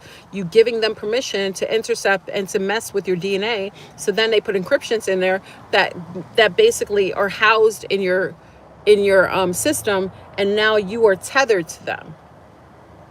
The Kukarachi kill shot, I tell you, if y'all are conscious, you won't be having children with the people who've taken this, the byproduct of bioterrorism in their body.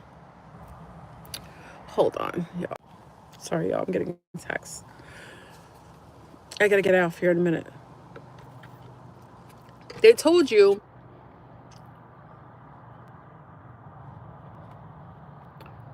I'm sorry, y'all.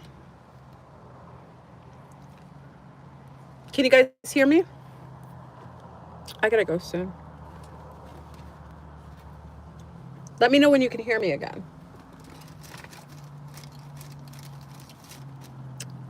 You can hear me okay? And some of you are in the wrong spot. Like, again, I'm should do another video. I don't know if Willy Wonka will let me do this video. They usually, some videos they let go, but the one on DNA and your blood type matches where you are from. A lot of you are reconfigured, and during reset, when you're supposed to leave the planet, you're supposed to be in these certain zones. That's why they made war zones into places where you can't go, because that's exodus points. There's exodus points where you leave the simulation, and they've made it like a war zone. Like Israel is one place that is an exodus zone. So they've made it so it's very difficult for people to get access to there, because they've taken it over. Anywhere where they've taken it over, it's really warlike, and they're putting a lot of negative propaganda on it. Those are exodus points. Okay? And I actually feel like you get the codes to tell you how and where you leave. Hold on, y'all. Hold on.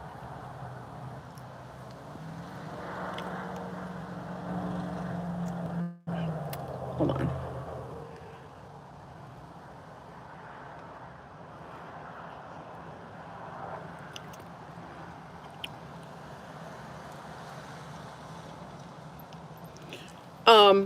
So look at all the placements, and I have more of a concept of this that I think is right. Oh, this crazy man is coming.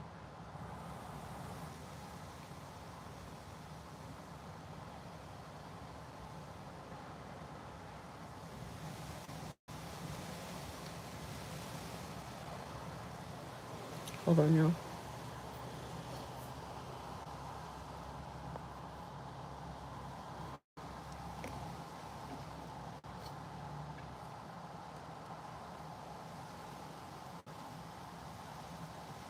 Okay. They put certain places. They put certain places that you can come and go. So what's happening now with this whole immigration thing? That's cap, y'all. First of all, there are certain beings that are going to push in certain areas because, and let me tell you, Lunars, this is not a warning. They told you, the Deros have a thing for y'all. They're trying to get as many rid of as many 100% Lunars as possible. They're targeting y'all. They've always targeted brown people, but that's another conversation. They have reasons for that, and certain kind of brown people. It's not all. They're targeting Lunars now because they want to get rid of y'all because you have, especially American Lunars, because you have had the training to be able to fight them, just like the Haitians had the trainings to be able to fight the Europeans, the so-called French, right?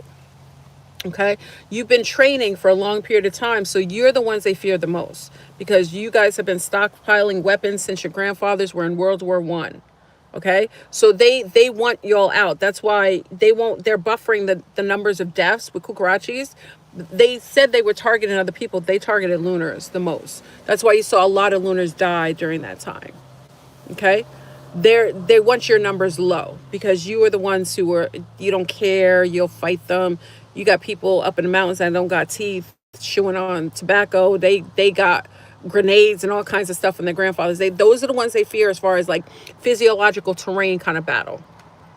Okay, this man looks crazy. He's out here. Oh, thank you, my love. Thank you for the donation. Thank you. So they got y'all head on swivel. They're trying to do a whole race war thing between the brown people and the Lunars to take out Lunars. That's for Lunars. You think it's on brown people. Brown people, you think it's, they got you. Remember, they have you controlled. Oh, there's a maniac. They got somebody on mind control, y'all. I may have to go because he looks crazy. You know, the Smiths will infect another Smith, possess another Smith, because they don't want me to discuss. Okay, he's going the other way. Okay. Lunars are, that's what I call white people. I don't call white and brown people. I don't say black and white. I don't say that. I say Lunars and brown or melanated people. I think it's a disrespectful saying to call somebody white. I think it's disrespectful to call somebody black. I say Lunars or melanated or brown people. Okay. Lunarish just means they look like the moon. They have the fairness of the moon. And melanated obviously is like brown, like the trees, trunks. Okay.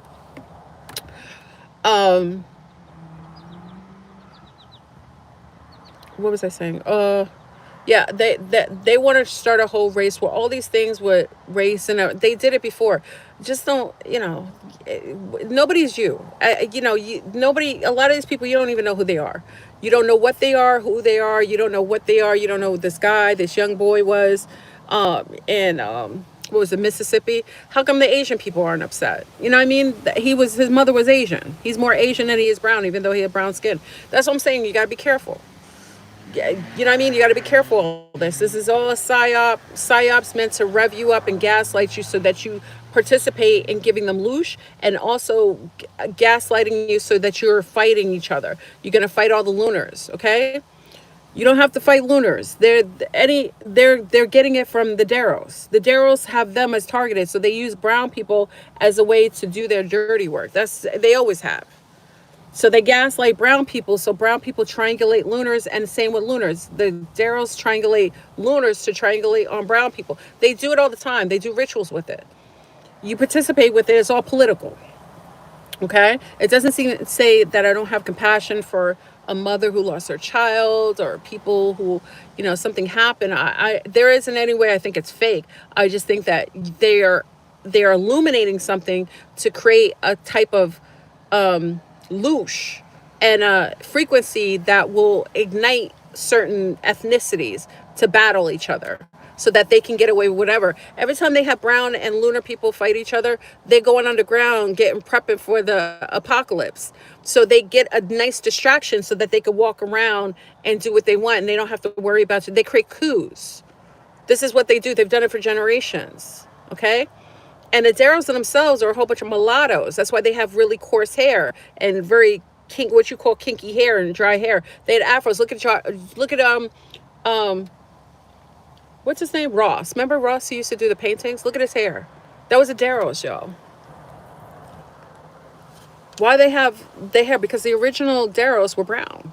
I told you it's the Dark Lords. See, they use the Deros as a distraction on lunars that they geoengineered, and brown people they geoengineered. It's not what you think. Color only matters on the lower levels, lower tiers of this realm. The ones at the very top are dark black. What did Norman Brooklyn said? Black beings. Black. Norman Brooklyn is a black. Dark lords. They worship the dark lords. You have Beelzebub. You ever see the Satanists? We worship the Dark Lord. Who? That's literal. I gave you the pictures. Napoleon was black. All the people on the higher levels in Europe were black. What you call Europeans, they were all dark skinned. The actual Deros who so-called did the slave trade, those were Sephardic blacks. Remember this article I showed you? It said they couldn't tell the difference between a Gentile, a Jew, and a Moor. What does that tell you? Because they were all dark skinned.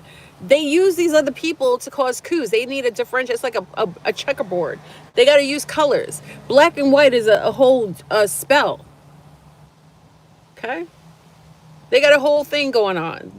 Just don't participate. You can have compassion for people. You can feel like you want lunars. You can feel like you want to love other lunars. I think it's healthy. I think it's healthy for you to love people who look like you. I'm attracted to men who look like me, who have my color skin, who have my chocolate chip eyes, my hair. Like, I'm attracted to males who look like me. I have images in my house of people who look like me. It's healthy. Don't get mad at lunars for liking themselves. And certainly lunars, you shouldn't get mad for brown people loving themselves. That's a part of self-love. I love my gene pool.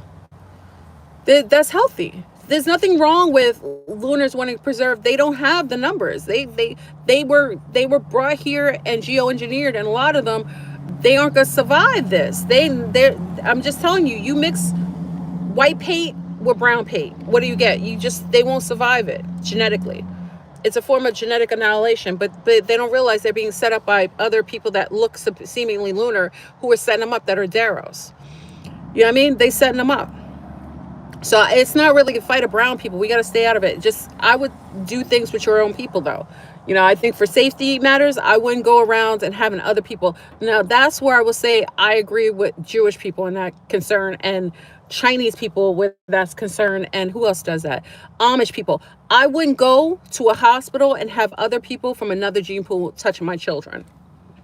I wouldn't go and have other ethnicities who are hostile towards my people touching my children or having any interface with them. Not under this hostile conditions. So Jewish people, who does that? Jewish people, Amish people, who else does it? Chinese people. I agree with them. 1,000%. If you're Jewish, I wouldn't ever go to a Gentile for anything, because you already know. Brown person, I wouldn't let a lunar touch my baby. I wouldn't, not under these conditions. It's a hostile condition, and people are being gaslit with racial connotations. You putting a brown child in any position where they have access to your child is dangerous, because there's too many psyops going on at once, and people are very mind controllable, and most likely most of the people around your children are Cabbage Patch. You put a gynecologist between your legs and they don't look like you, it's dangerous. It's dangerous. Giving your blood to a bank that only caters to a certain, I wouldn't do it. I'm just saying you can, but I'm just saying I don't see lunars going out here letting black doctors take care of their children. When's the last time you see a lunar person? Lunars, be honest, keep it real. How safe would you feel with a brown person taking care of your child? How often do you go to a brown gynecologist? Lunars, how often do you go to brown doctors who you give birth with, who have your children in the nursery and they have access to your child? How often, lunars, do you get picked up in ambulances with only brown people? How often, lunars, do you have a brown people writing your checks or approving for your mortgages? It doesn't happen. But if it did happen, how safe would you be? Keep it real. The problem is that one side doesn't ever talk about it because they don't have to deal with that.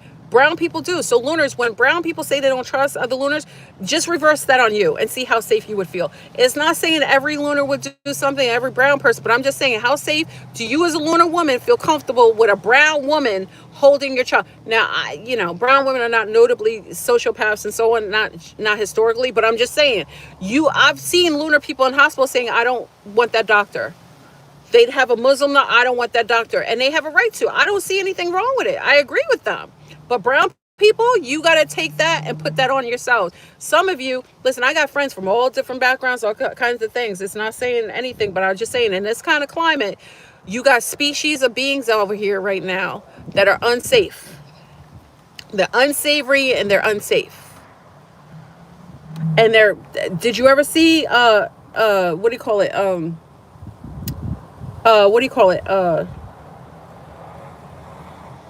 What's it called? What's that movie? Gosh darn it, I forgot the movie. There's a movie that talks to this. Gosh, sometimes I forget the name of the movie. It's the one where she's Jupiter Ascending? Is it Jupiter Ascending? It's Jupiter Ascending. Remember, she was in the hospital. She was going to donate her eggs, and there was a whole bunch of grays in the hospital. They shapeshifters, and she could only see them. And then she was in her girlfriend's closet, a very wealthy girlfriend, and there was a whole bunch of grays messing with her girlfriend. Y'all, you just don't understand. Sometimes colors means terrain. Colors is actually terrain. It means colors are represented by certain groups of beings. They are hosted by those particular beings. Right now, in this terrain, on the bottom layers, the Deros, the ConeHeads / grays, they are on the lower tier. They are represented by certain racial, phenotypes, racial connections. On the upper tier, they're not. They're represented by something else. It's to distract you and also to throw you off. So right here, you got brown people thinking white people are all the blame. Then they'll realize they've been contracted on the lower realm to represent something, but on the top tier is the dark devils, the Beelzebub motherfuckers, them dark black lords, those dark cosmic beings. So you look at that Lunars like that, the white man is the devil. He may be contracted by him, but it ain't him. The one on top is the dark devil, the black devil. Okay, so be careful who they put as the enemy to you. Like when they tell you, oh, it's the Rockefellers and so on. Those are names. The real demons in this realm don't have those last names. That's the names they want to tell you. That's the names they put in front of you. That's the whole psyop. That's not the people. Rockefellers, the Bilderberg. No, it's the ones you don't know their names. They got names that you don't hear about commonly. It's because that's a whole bait and switch. You got to be careful with that. You will meet some brown people that you say are down with you. Look at the whole thing with look at brown, like you will see the whole thing. Why did they let Martin Luther King's name rule everything? Because he was a CIA operative. Who I heard, word on the curb, was not only was a CIA op, he was also a homosexual. Now, I heard that. Doesn't mean I know it. I'm saying. So, but they let you, and how you know it may be true is because they let him rock. They let his name go all over the place. Whenever they sign up, they have their own, they will let the name roll. How often do you see Malcolm X being spoken about? How often do they say Malcolm X's name without it having certain negativity? Anything with an X is a target. How often do they let you say that without getting thought about a certain way or spoken about negatively? I'm not saying he was perfect, but I'm just saying, look at the two. They're both brown men, right? Martin Luther King. Oh, Martin Luther King had a dream. Everybody talks about him. He's taught in schools. That already lets you know that something was wrong with him, because they wouldn't let him rock. They wouldn't let a brown man rock if he really was positive for his people. Now, mind you, he wasn't assassinated like they told you. They said he was shot. No, it was the white doctor, the lunar doctor, who's who killed him in the hospital room, okay, with other lunar people around. That's why I told you, brown people, don't let people have access to your children like that when this climate is piloted with race conversation. Okay, whether he was a CIA op or not, doesn't matter.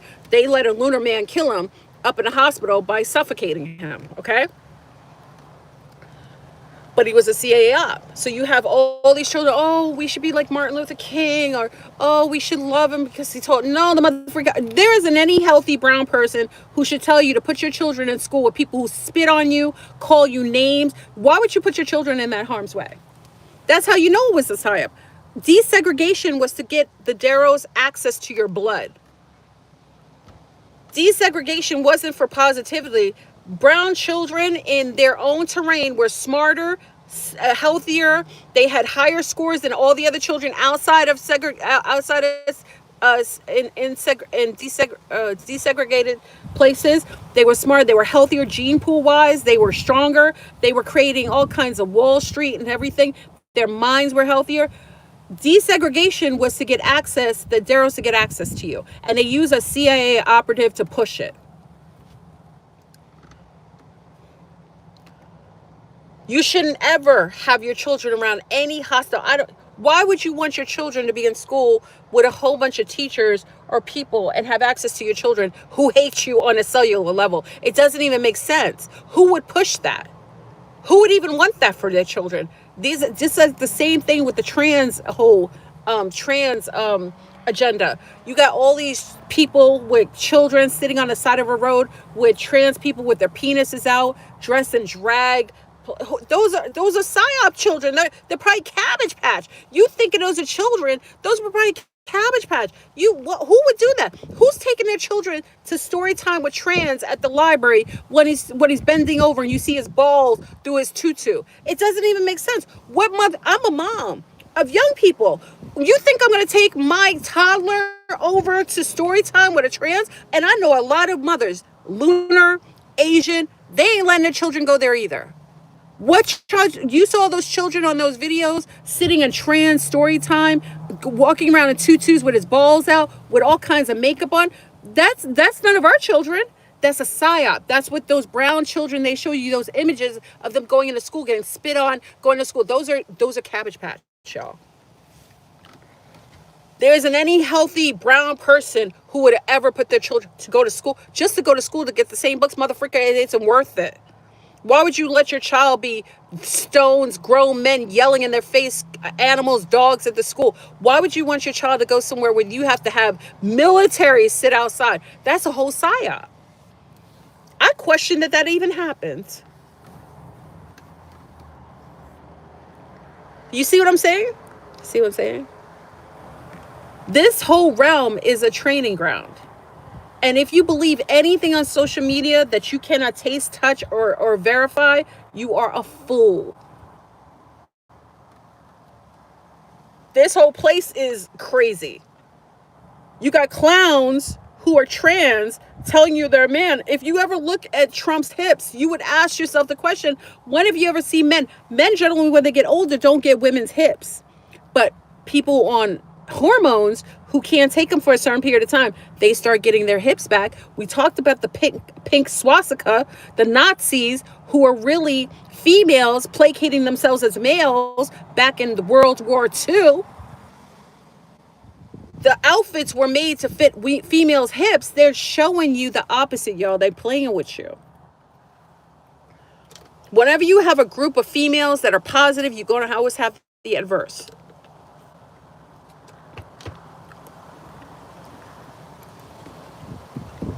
Use your mind. This is what my professor, big up to Professor Jeffries, my first college professor ever.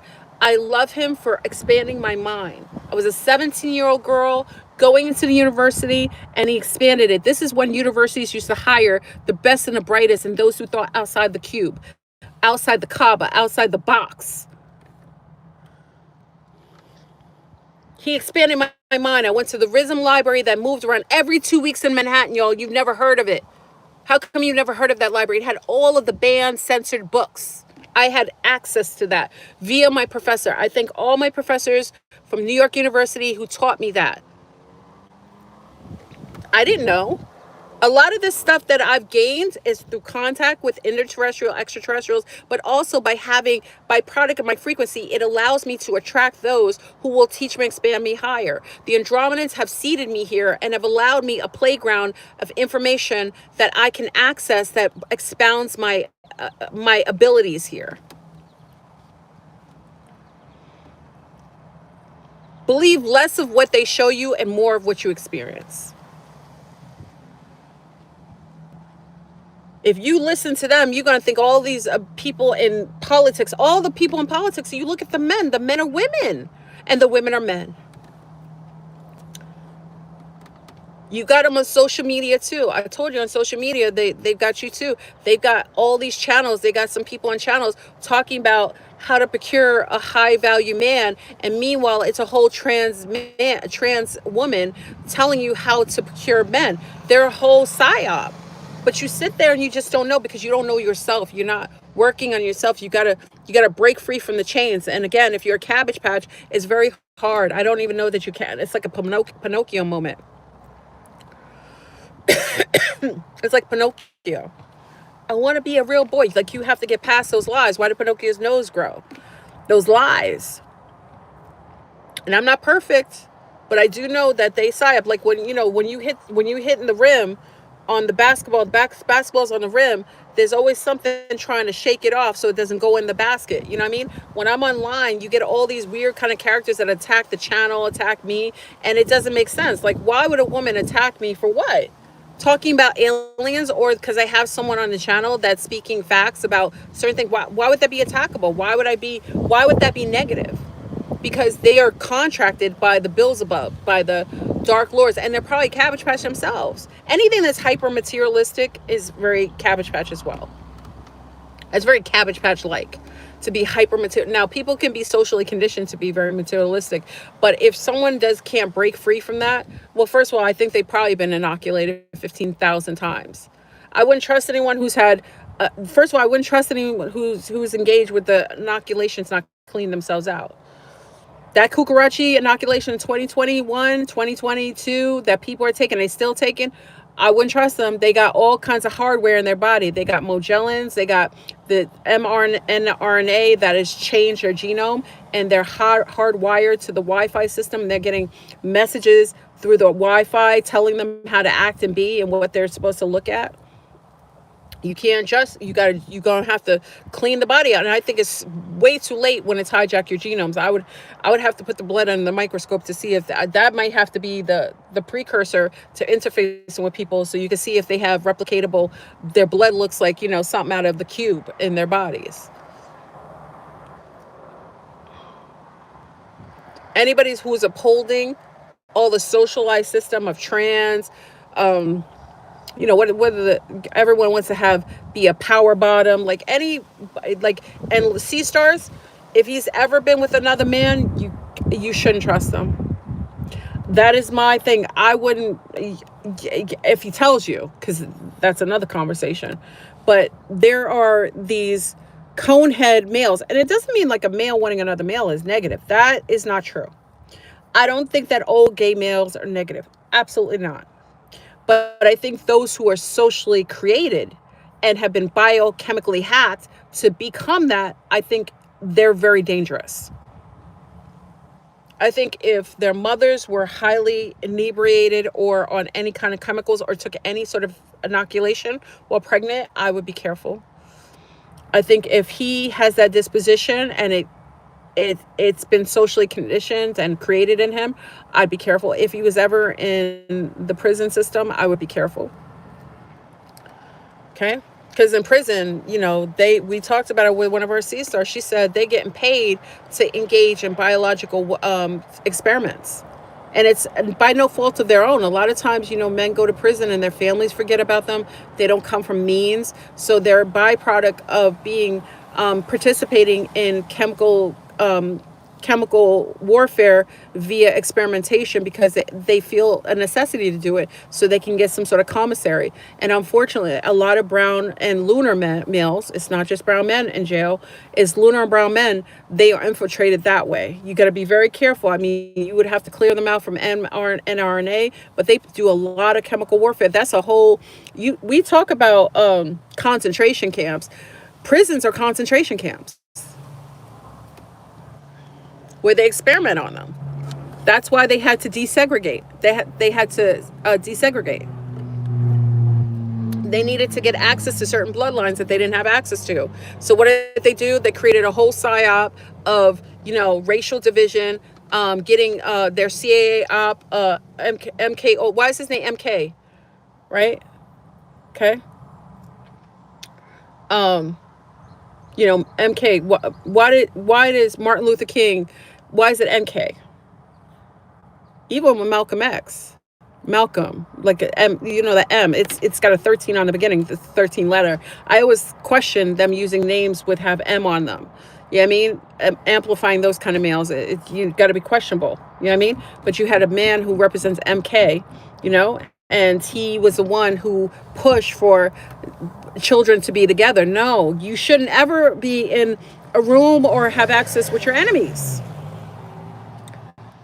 Anybody who came and super colonized a certain terrain in the Americas, you want to have your children go to school with them? That is mental illness. Then you men are not even healthy.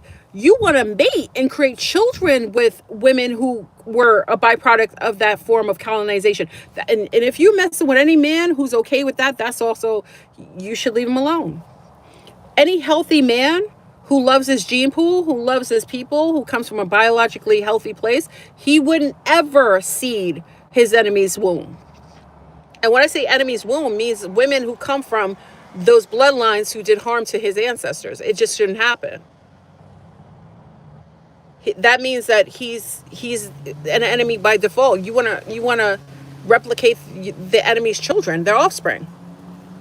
You can't talk about Native women getting raped and giving birth to offspring if you are participating in a so-called free system and participating in doing so. Even with that young man who was just killed in Mississippi, look who he wanted to mate with. There's going to be a consequence. They told you in the movie Get Out. There's a consequence to males who are participating in the onslaught of their ancestors or in abuse of their ancestors by participating with their enemy. There's a consequence to that. I'm not saying he deserved to die, but I'm saying that there is an energetic consequence when you're participating with your enemy's children. All these men, like the guy who died the first time he got choked out for the cigarettes, he died. What was his girlfriend? You understand? Like, there's a consequence for this. When you're part of an organic system, you have a consequence. Others won't get the consequence. But you who are biologically connected to something that has been harmed via another bloodline, and then you wanna mate with the bloodline by choice, there's a consequence for that. Now, if you don't know better, you don't do better. You know what I mean? But when you know, you just don't do it. You wouldn't want to replicate with somebody from a bloodline of harm. And this has nothing to do with white and black, because remember, a brown guy who is American, if he decided to have a child with someone from, I don't know, who didn't participate, like Russia, Serbia, places that didn't participate in the war that occurred in the Americas, he isn't going to get that consequence. Now, maybe he doesn't want to mate with that type of lunar person, but I'm just saying, it's not all lunars who come from that bloodline, but those who participated, the bloodlines that are here in the Americas, they're all offspring of the people who participated. So there's a consequence. But if you want to mate with someone from Europe who wasn't a participant, it's a little different. Okay? And then, the Europeans who also were a byproduct of Moorish wars, they may not want to participate with Moors who were the ones who subjugated their lunar people to something. So I'm just saying bloodlines matter. I'm just saying this is conversation that should be had. I don't think I'm saying anything that I just say out loud what people won't say. It's just when we participate and give birth to our enemy's children, you are going to have a consequence. There's going to be things that happen to you energetically because you're not alchemically in sync. It's like a Klingon on Star Trek, Klingon having a child with their enemies, the offspring of their enemy, that just will cause consequences, wars. You understand? Wars in the gene pool. You don't think your body will have a consequence to it? Yeah. You got men out here choosing to mate with their enemy's offspring and then think that some good is going to happen. It's, you see. And, you know, you even see with their own offspring where the children of mixed people have such a hard time. They feel so internally, you know, struggling with internally. And then they have struggle with the part of the family that hates them because they made it with something they consider to be subhuman. Like, you know how much abuse, like, why would you choose to bring that self-hate? When we have self-hate and we birth with another person who has self-hate, what do you think we birth with our children? They hate themselves. And it's not their fault. They're just alchemically off. You shouldn't mate with your enemy's children. An enemy could just be another bloodline that's brown. Two brown tribes that fought for generations. You're going to have a child together. Those children will be alchemically off. It doesn't even have to be complexion. It could just be enemies. It's any kind of enemy. Got to be careful with that. A lot of men, because they're struggling and they're targeted, they think that it's a flex to get with a woman outside of their complexion in this American realm. And what they realize is that that child is going to be a byproduct of a lot of hatred towards the side of the family who considers them to be subhuman. What man should want to mate with a woman whose whole family would hate their child? That's what I'm saying is mental illness. Would you want to mate with someone who, when you give birth, that child is hated already by a side of the family that doesn't even know them, doesn't even have a chance to get to know them? Who would want that? That's what I'm saying. A lot of men are unhealthy. They're almost being weaponized towards another offspring. It's almost like you don't have to be worried about the KKK. You could just sleep with the KKK's daughter and have your child subjected to forms of marginalization and hate. So you basically will give them a blood sacrifice, a DNA sacrifice, so they could abuse your child for like generations. Who would want to do that? This is more on brown men. I'm not even talking about lunar women. You know what I mean? And lunar women, why would you want to have a child with a man who your whole family will hate and treat unwell? Why would you even want to do that to your child? To have your family know that your aunt, your uncle will call your child monkey and all kinds of names and mistreat them. Why would you want to do that to your offspring? That means you're suffering from mental illness as well, because you wouldn't want that for your child. You wouldn't want that kind of subject. In this kind of world where it's already all these kind of racial things, why would you do it to yourself? Why would you want to do that? Why would you want to give birth to a little girl when you don't like brown women? And this little girl has the hair texture that you can't do. Now she's going to self-hate herself, and then she's going to hate you. Don't do it. That's what I'm saying. I'm not judging. I'm just saying, why not have children with people that match you genetically so that your children have an easier time? Having children that don't have an easier time, you're abusing them. That's a form of abuse. You don't love yourself, and you don't love your bloodline. You wouldn't ever birth something out of your bloodline that would be treated like that if you love yourself. It's harmful. I've seen so many children have not being able to talk to parts of their family, hate their hair texture, feel like their mother doesn't like them because you don't look like your mother. It's so cruel. It's so abusive. It's so hard to watch that. My children look like me and their father. I love that. They love the aspect of me and their dad. I love that I picked someone who's very similar in visual and similar in native gene pool that loves themselves. I love that. And that's what I chose. And because I love the way I look, I love my phenotype, I love my complexion, I love my eyes, I love my nose, I love my hair texture, I love the way my body is. I wanted someone a little thinner, so I got a husband who was a little taller and thinner so I could remedy some of those out. But I love the fact that our children look like ourselves and that family wasn't hating them because they were from a bloodline of death or nigger, right? You know what I mean? Why would you want to have a child in a family that would want to say that to your child? That's what I'm saying. And it's brown men and lunars. I judge both of them because in America, that shouldn't be something that should be happening until there's remedy. Those two shouldn't be getting together in a climate like we have. It's not helping because a lot of mixed children struggle from self-hate, doubt, and are abused by one or two sides of their family. And it's wrong. And it lets me know that they don't love themselves because you would never breed with someone who your family could hate before the child is even here. This is me saying it. I'm just saying, and I think maybe you don't think about that before you give birth. Maybe you just like having sex. Just have sex. Don't have children. If you want to have sex with each other, go, by all means do it. But once you bleed into a bloodline of hatred that has hate for the other side, alchemically you're off, and that child will be off, and they'll have all kinds of self-esteem issues because you don't like yourself, and you thought to be with the enemy's children, to bleed into the enemy's bloodline, thinking it was going to be better, and it's worse. And if you want to think about colors and complexion, think about it on Star Trek or Star Wars. You didn't see others bleeding into other bloodlines that had that kind of hate, or they would have issues. We don't have to think about it as far as like color. We could think about it in terms of species. You know what I mean? You wouldn't want to bleed into a species that has that kind of feeling about you. That's all. I want all children to be happy. I think all children deserve it. But I've watched on this planet people purposefully bleed into other bloodlines that really don't wish them harm. And I wouldn't want to do that to my child. To be hated already, oh, that speaks value. And I wouldn't want my children to play with people who bled into bloodlines like that, because those children are going to have issues. And it's so sad, and it's abusive, and it speaks to you as far as how you feel about your own bloodline. You wouldn't do it.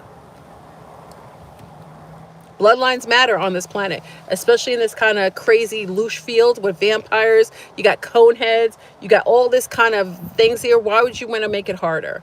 We're in a training day scenario. Simulation is a training day simulation. You wouldn't want to breed with your enemy. Those children are harmed. My mother was a teacher, y'all. I'm not speaking from not knowing. Some people are like, oh, what do you know about that? My mother was a teacher, y'all, for 40 something years in New York. And the children who, not only did they have neurological or emotional problems, but a lot of the people in special ed that came in there were mixed children that were bred out of lust or drug addiction.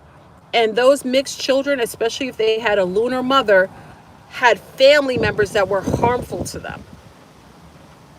And the children were alchemically off because they were coming from two opposing bloodlines that did not match. It was so awful. I watched it.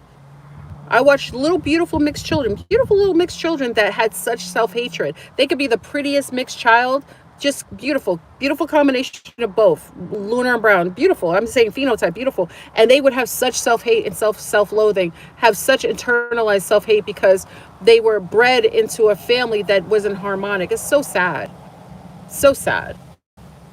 I speak, being a Sagittarius, I say things out loud, which most people wouldn't speak about. Nobody will talk about it. People will say it from a more heinous way. Like, I don't want anything. They'll say it from a heinous way. I watch it. It's so cruel. It's like knowing that you're O negative female, and you purposefully choosing a positive roost to have children with. You don't know what you're doing. Let's take out the complexions. O negative females, you should not be negative roost females. Why are you having children with positive roost male? You should not.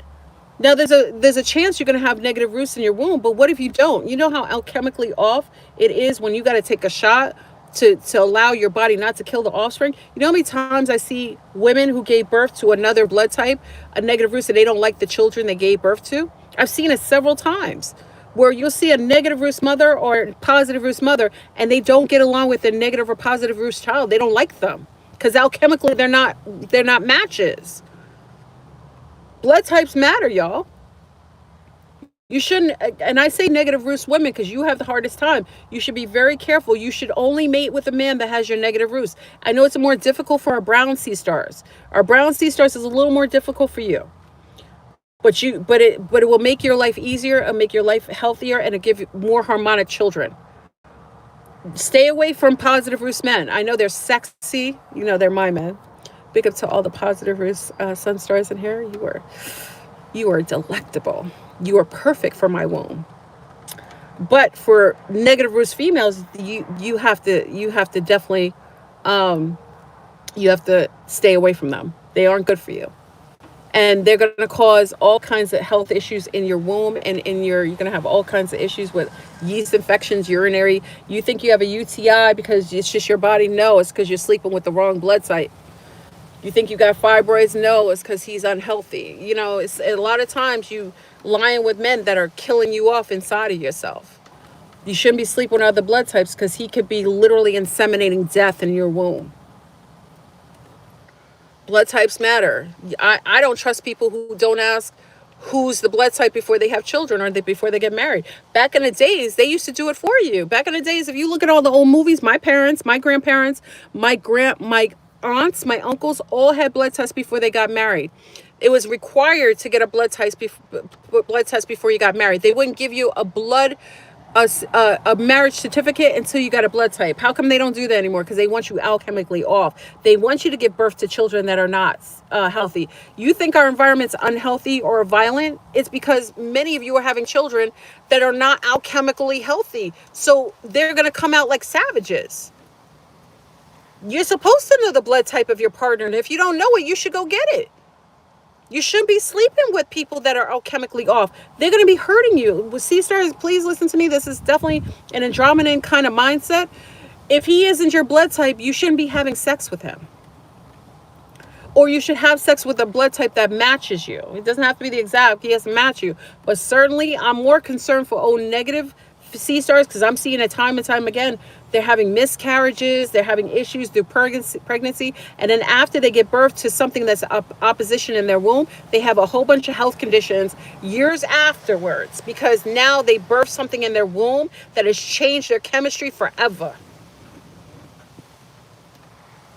Blood types matter. We talk about this all the time. They like for you to mismatch your birth. There's not even complexion. People are having sex with like people who hurt them. You were fine before you got with him, and now you sleep with him. You got all kinds of UTIs. You feel like you're sick. Your stomach hurts all the time. Now you got a weird kind of sniffle all the time. Your eyesight is not as good as it used to be. Your hair is falling out. That's because you're sleeping with something you shouldn't.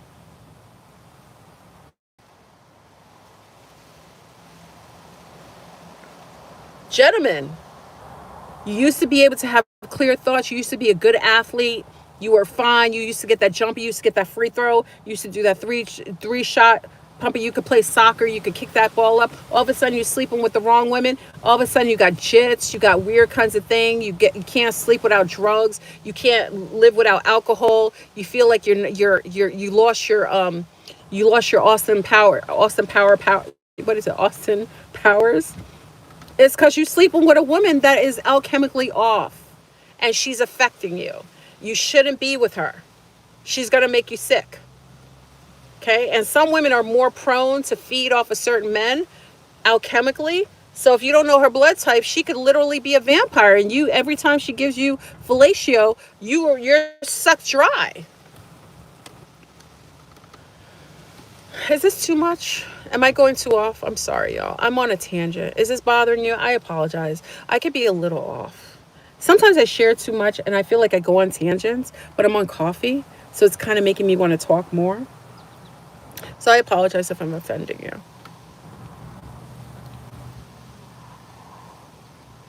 I want more harmonic children. I'm all for it. I love the babies, y'all.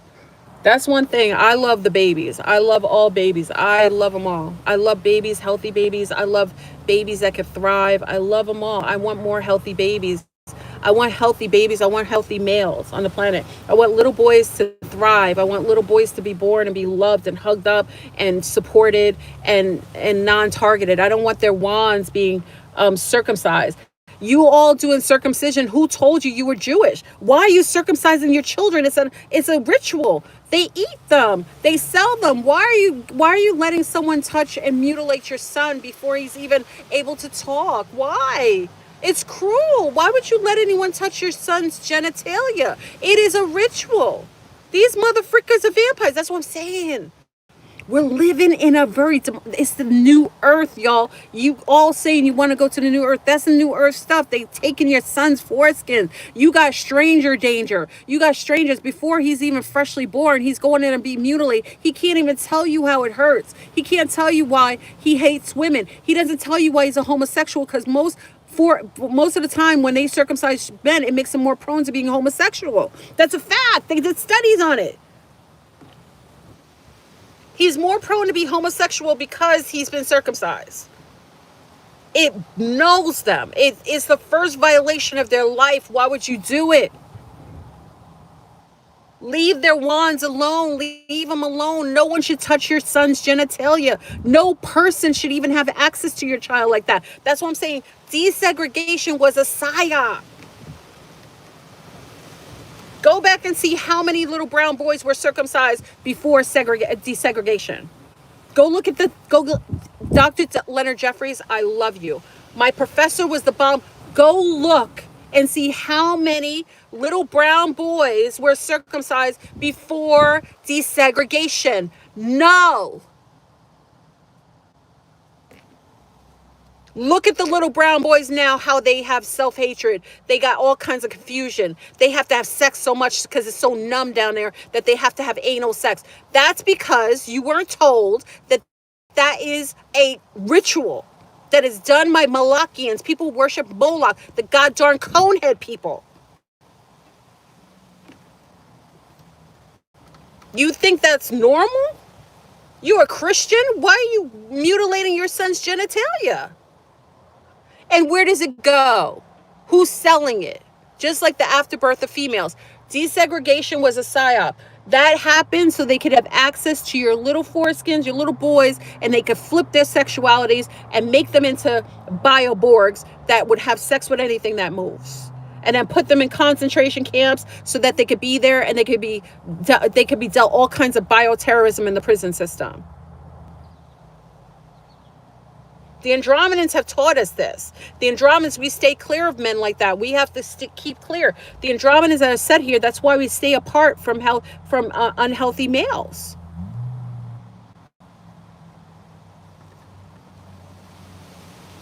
For Sunstars, if you want to get your foreskin back, they have a foreskin you can purchase that can give you your foreskin back, so it can help you with sensitivity.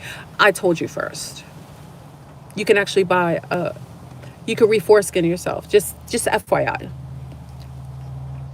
You can, and it'll help you with sensitivity, and you won't have to worry about going through ED before your age. Okay? Why a lot of West Indian men and men in certain other countries don't worry about ED, erectile dysfunction, is because they weren't circumcised. It gives you a 50 to 60% chance of losing your virility earlier in life. They don't tell you that, mom and dad, when you go and let some stranger danger touch your little boy's genitalia and tear off the part of him that protects him and preserves him. They don't tell you that part of the whole cancer thing that men deal with later in life has to do with the trauma and the mutilation that you've allowed him to undergo when they tear off his little protection. Boys matter. We sit in here and I could talk all day about protecting the girls. Little boys matter. Why we have such an issue with boys and males and men right now is because everybody let the boys be forgotten and to get incepted and not protect them and not look after them. You cannot let your little boys not be looked after, y'all. They are just as important if they're little girls, if not more.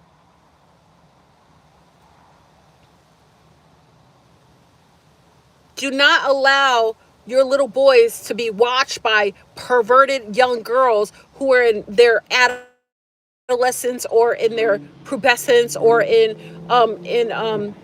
puberty. They will molest your little boys and destroy them sexually, and they will be perverts after that. You need to stop it, sea stars.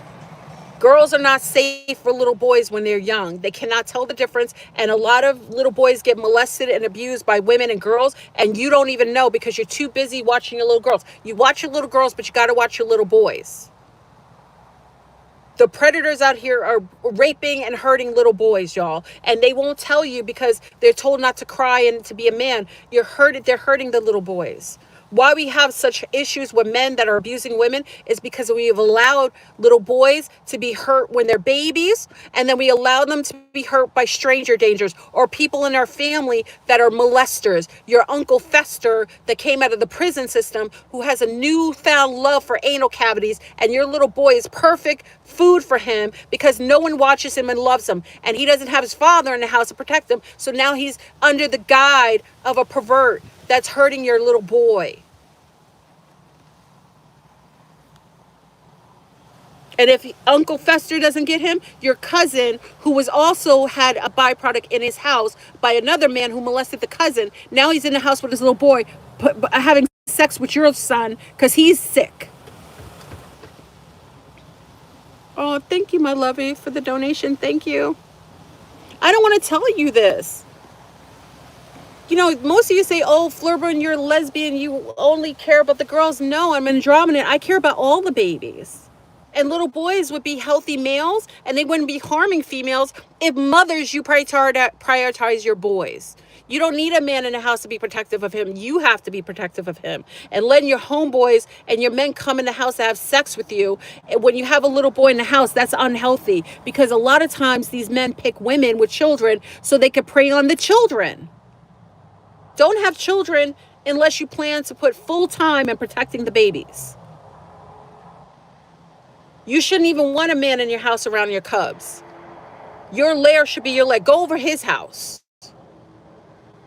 Go over his house and do what you do with him. Don't let that man up in your house with your sons. Little boys matter. We need hats for that. We always talk about the girls. No one ever wants to protect the little boys. And we got a problem with males right now that have not been protected and prioritized. Half these men out here who abuse women is because their mother did not love them and protect them. A lot of these men we deal out here unhealthy had mothers who prioritized other men or were selfish or didn't show their boys love. Hugs matter, mommies. Love your little boys. Tell him how special he is. Tell him how he's loved. Coddle him. Love him. Give him the expression. Give him the tools he needs to feel valued in this world so he doesn't have to get it from multiple yonis and run through them. Give him that love. Little boys are so sweet and they love their mothers more than anything, like little girls love their dads. Too many women I watch all day calling their little boys, they hate the father so much, they call the little boys nasty names. They don't even protect them. They let him go with his cousins and the cousins are raping him in the backyard. Come on now. This is why the Andromedans don't trust us when we mess around with males like that, y'all. This is why you don't get contact. People are like, oh, how come I don't get contact? I feel connected to the Andromedans. They don't contact you because they don't trust you. They don't trust women who are male mind centered, who would allow their offspring to be hurt, who don't see the value in children and the value of themselves. They won't contact you because they see you as a sick person, as like you have a mind sickness. You aren't ever going to be contacted by anything higher if you're all in a position of being something lower. If we don't love ourselves, how can we be contacted by something higher? It wouldn't even touch us. That's why I know a lot of contact is not happening with those dark beings. They're getting contacted, but nothing higher. It's only things in this realm or lower. If you aren't protecting your offspring, they're not contacting you. I can tell you that. When someone says to themselves their children hate them, oh, thank you, my lovey. Thank you for the donation. Thank you. When someone tells me that their children don't talk to them, their children hate them, that's somebody who isn't a higher. Your children, you ever see children who, you want to see how you know if a mother's really protective? Whenever they're around or walking around, they only cling to the mother. Children will cling to that keeps them safe. If you only see children running to their grandparents because that's who keeps them safe. Children are very, very, they're like animals. They're very sensitive. They will show you. So when you see children and they're clinging to their mother, that's healthy. That means mama's protective of them. Mama's got the protection. Whoever they cling to or they stay around, they will only, they'll move towards, that's who they feel safest around. Be careful, sea stars and sun stars. Sun stars, you cannot bring women around your children, your offspring. Most children are not protective of other women's children, and if they don't like the baby's mother, they will abuse that child. If you are not home, they will poke at the child. I've heard 9,000 stories of women girls and boys talking about their dad's girlfriend used to not feed them or make them give them less food or not buy them things or mistreat them or talk nasty. Sun stars, you cannot bring your offspring around new women. It is not a woman's nature to be nice to other women's children, especially if they have contention for them. I don't know if you know this. I just see a lot of men quick to introduce their offspring to their new girlfriend, and they don't even realize that is danger.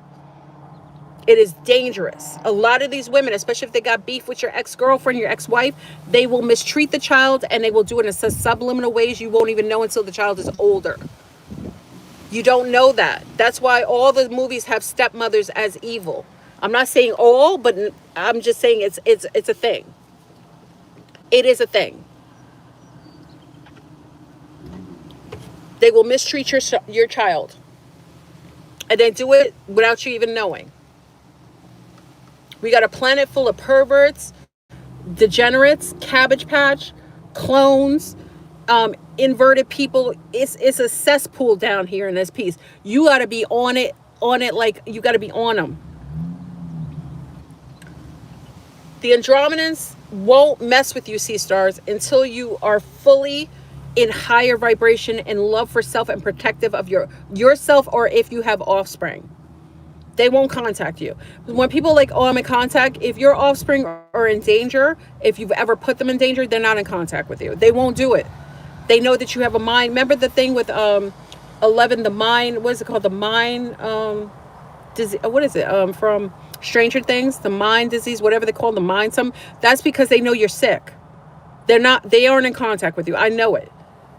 If you're on drugs and you're doing drugs around your children and you're allowing men to molest your children, they aren't in contact with you. Even if it happened a long time ago, and they won't, because they feel like you're sick.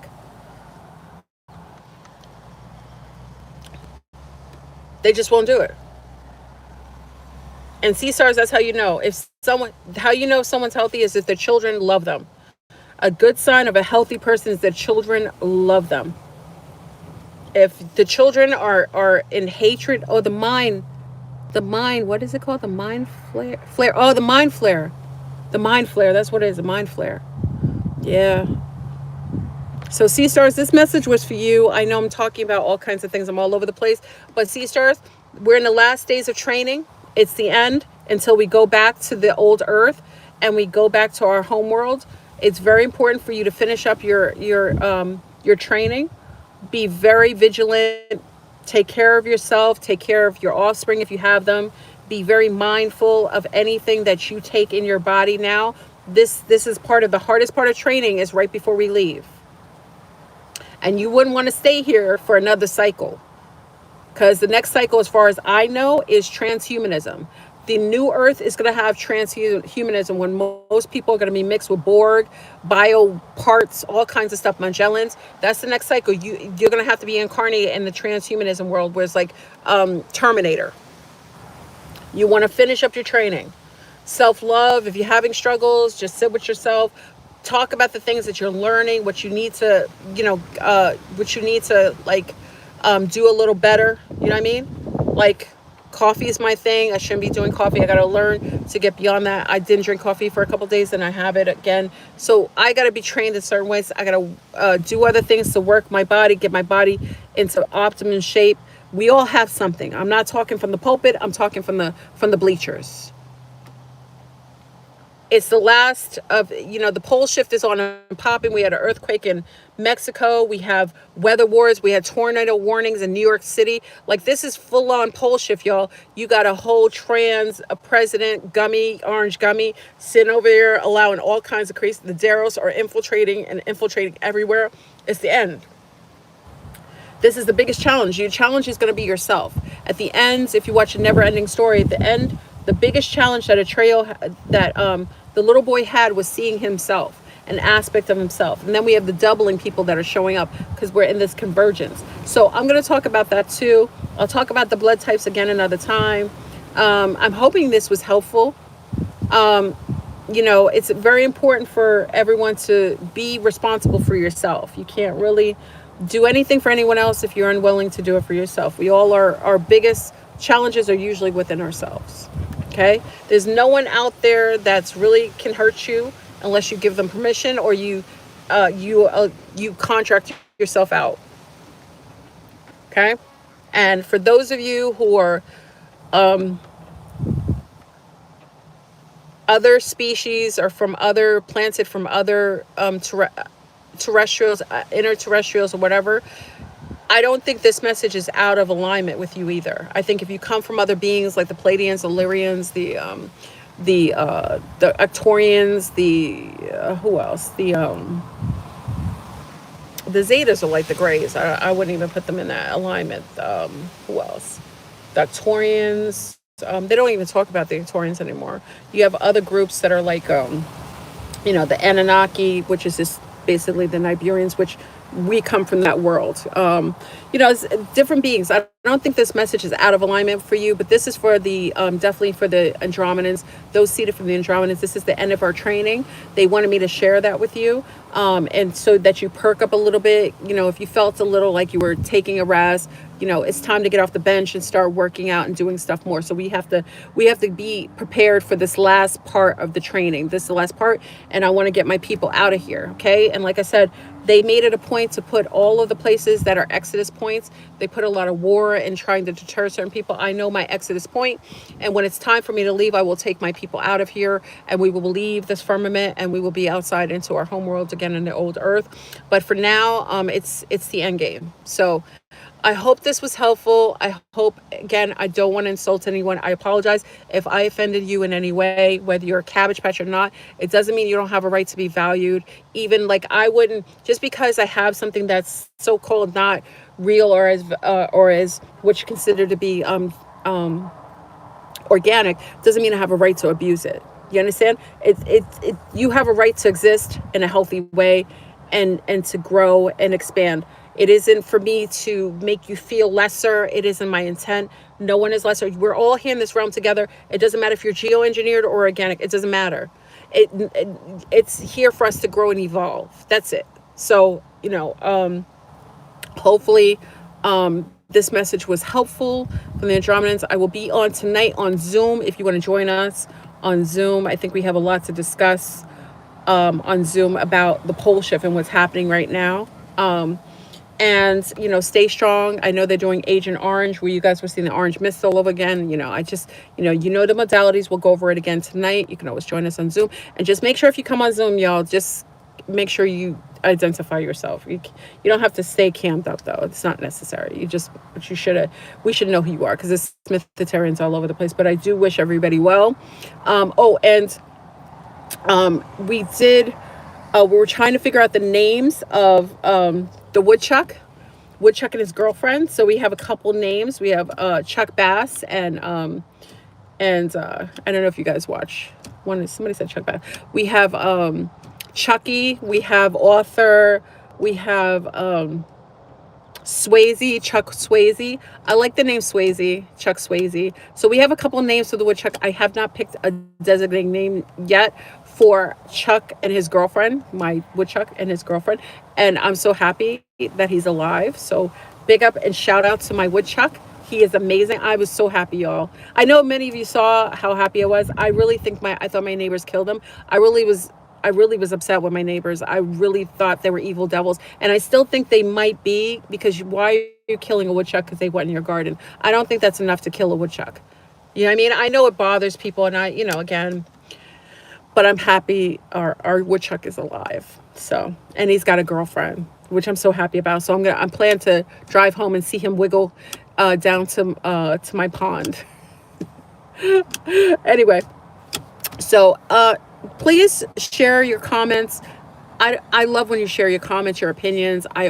This is a channel where I really value your opinions. Do share them about the Andromedan. Share how you feel. Do you feel like you're Andromedan? Or you feel like you're Andromedan and you were seeded by the Andromedans? You could definitely share that. Share what you feel about the ConeHeads and the Deros and the Greys, how it interrelates as aliens versus predators. Tell me what you think about the movie. Watch the movie Alien versus Predators and give me your opinion about that. I would love, love, love your opinion about that. That is something I enjoy. That's part of why I'm here on this platform. And I really feel like it's valuable when you share things because it helps other sea stars and sun stars. And tell me what you think of the message. Okay, so I'm out of here. I gotta get out of here. I gotta finish up what I'm doing. I'll be on Zoom tonight if you're gonna join with us, late night Zoom. So I'd like to get all my stuff ready for dinner because I'm cooking dinner. I'm making tonight. Oh, I have to. We're making more kimchi. We made kimchi with cucumbers. I got to get more cucumbers, and I made a vegetable gyro last night, which was really good. As you see, I could cook. I cook. So I always like to get my menu together for the week. So I know that I made gyros last night, which was slamming. And I made the tzatziki sauce myself, y'all. Ooh, and I used sheep. I'm not gonna tell you my recipe. It was off the chain, y'all. So I made some gyros last night, and we're gonna make some kimchi because we ran out of our kimchi. We're gonna make kimchi with cucumbers today, and I'm gonna make. I think I'm gonna make a tossed green bean salad because I have green beans from my garden. I have all the stuff I have to harvest from the garden, so I want to use it up. Green bean salad, and I think I'm gonna do like a little pasta medley with some gluten-free pasta. So anyway, I'll figure it out.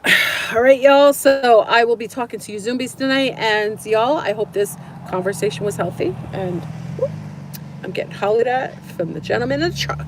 All right, y'all.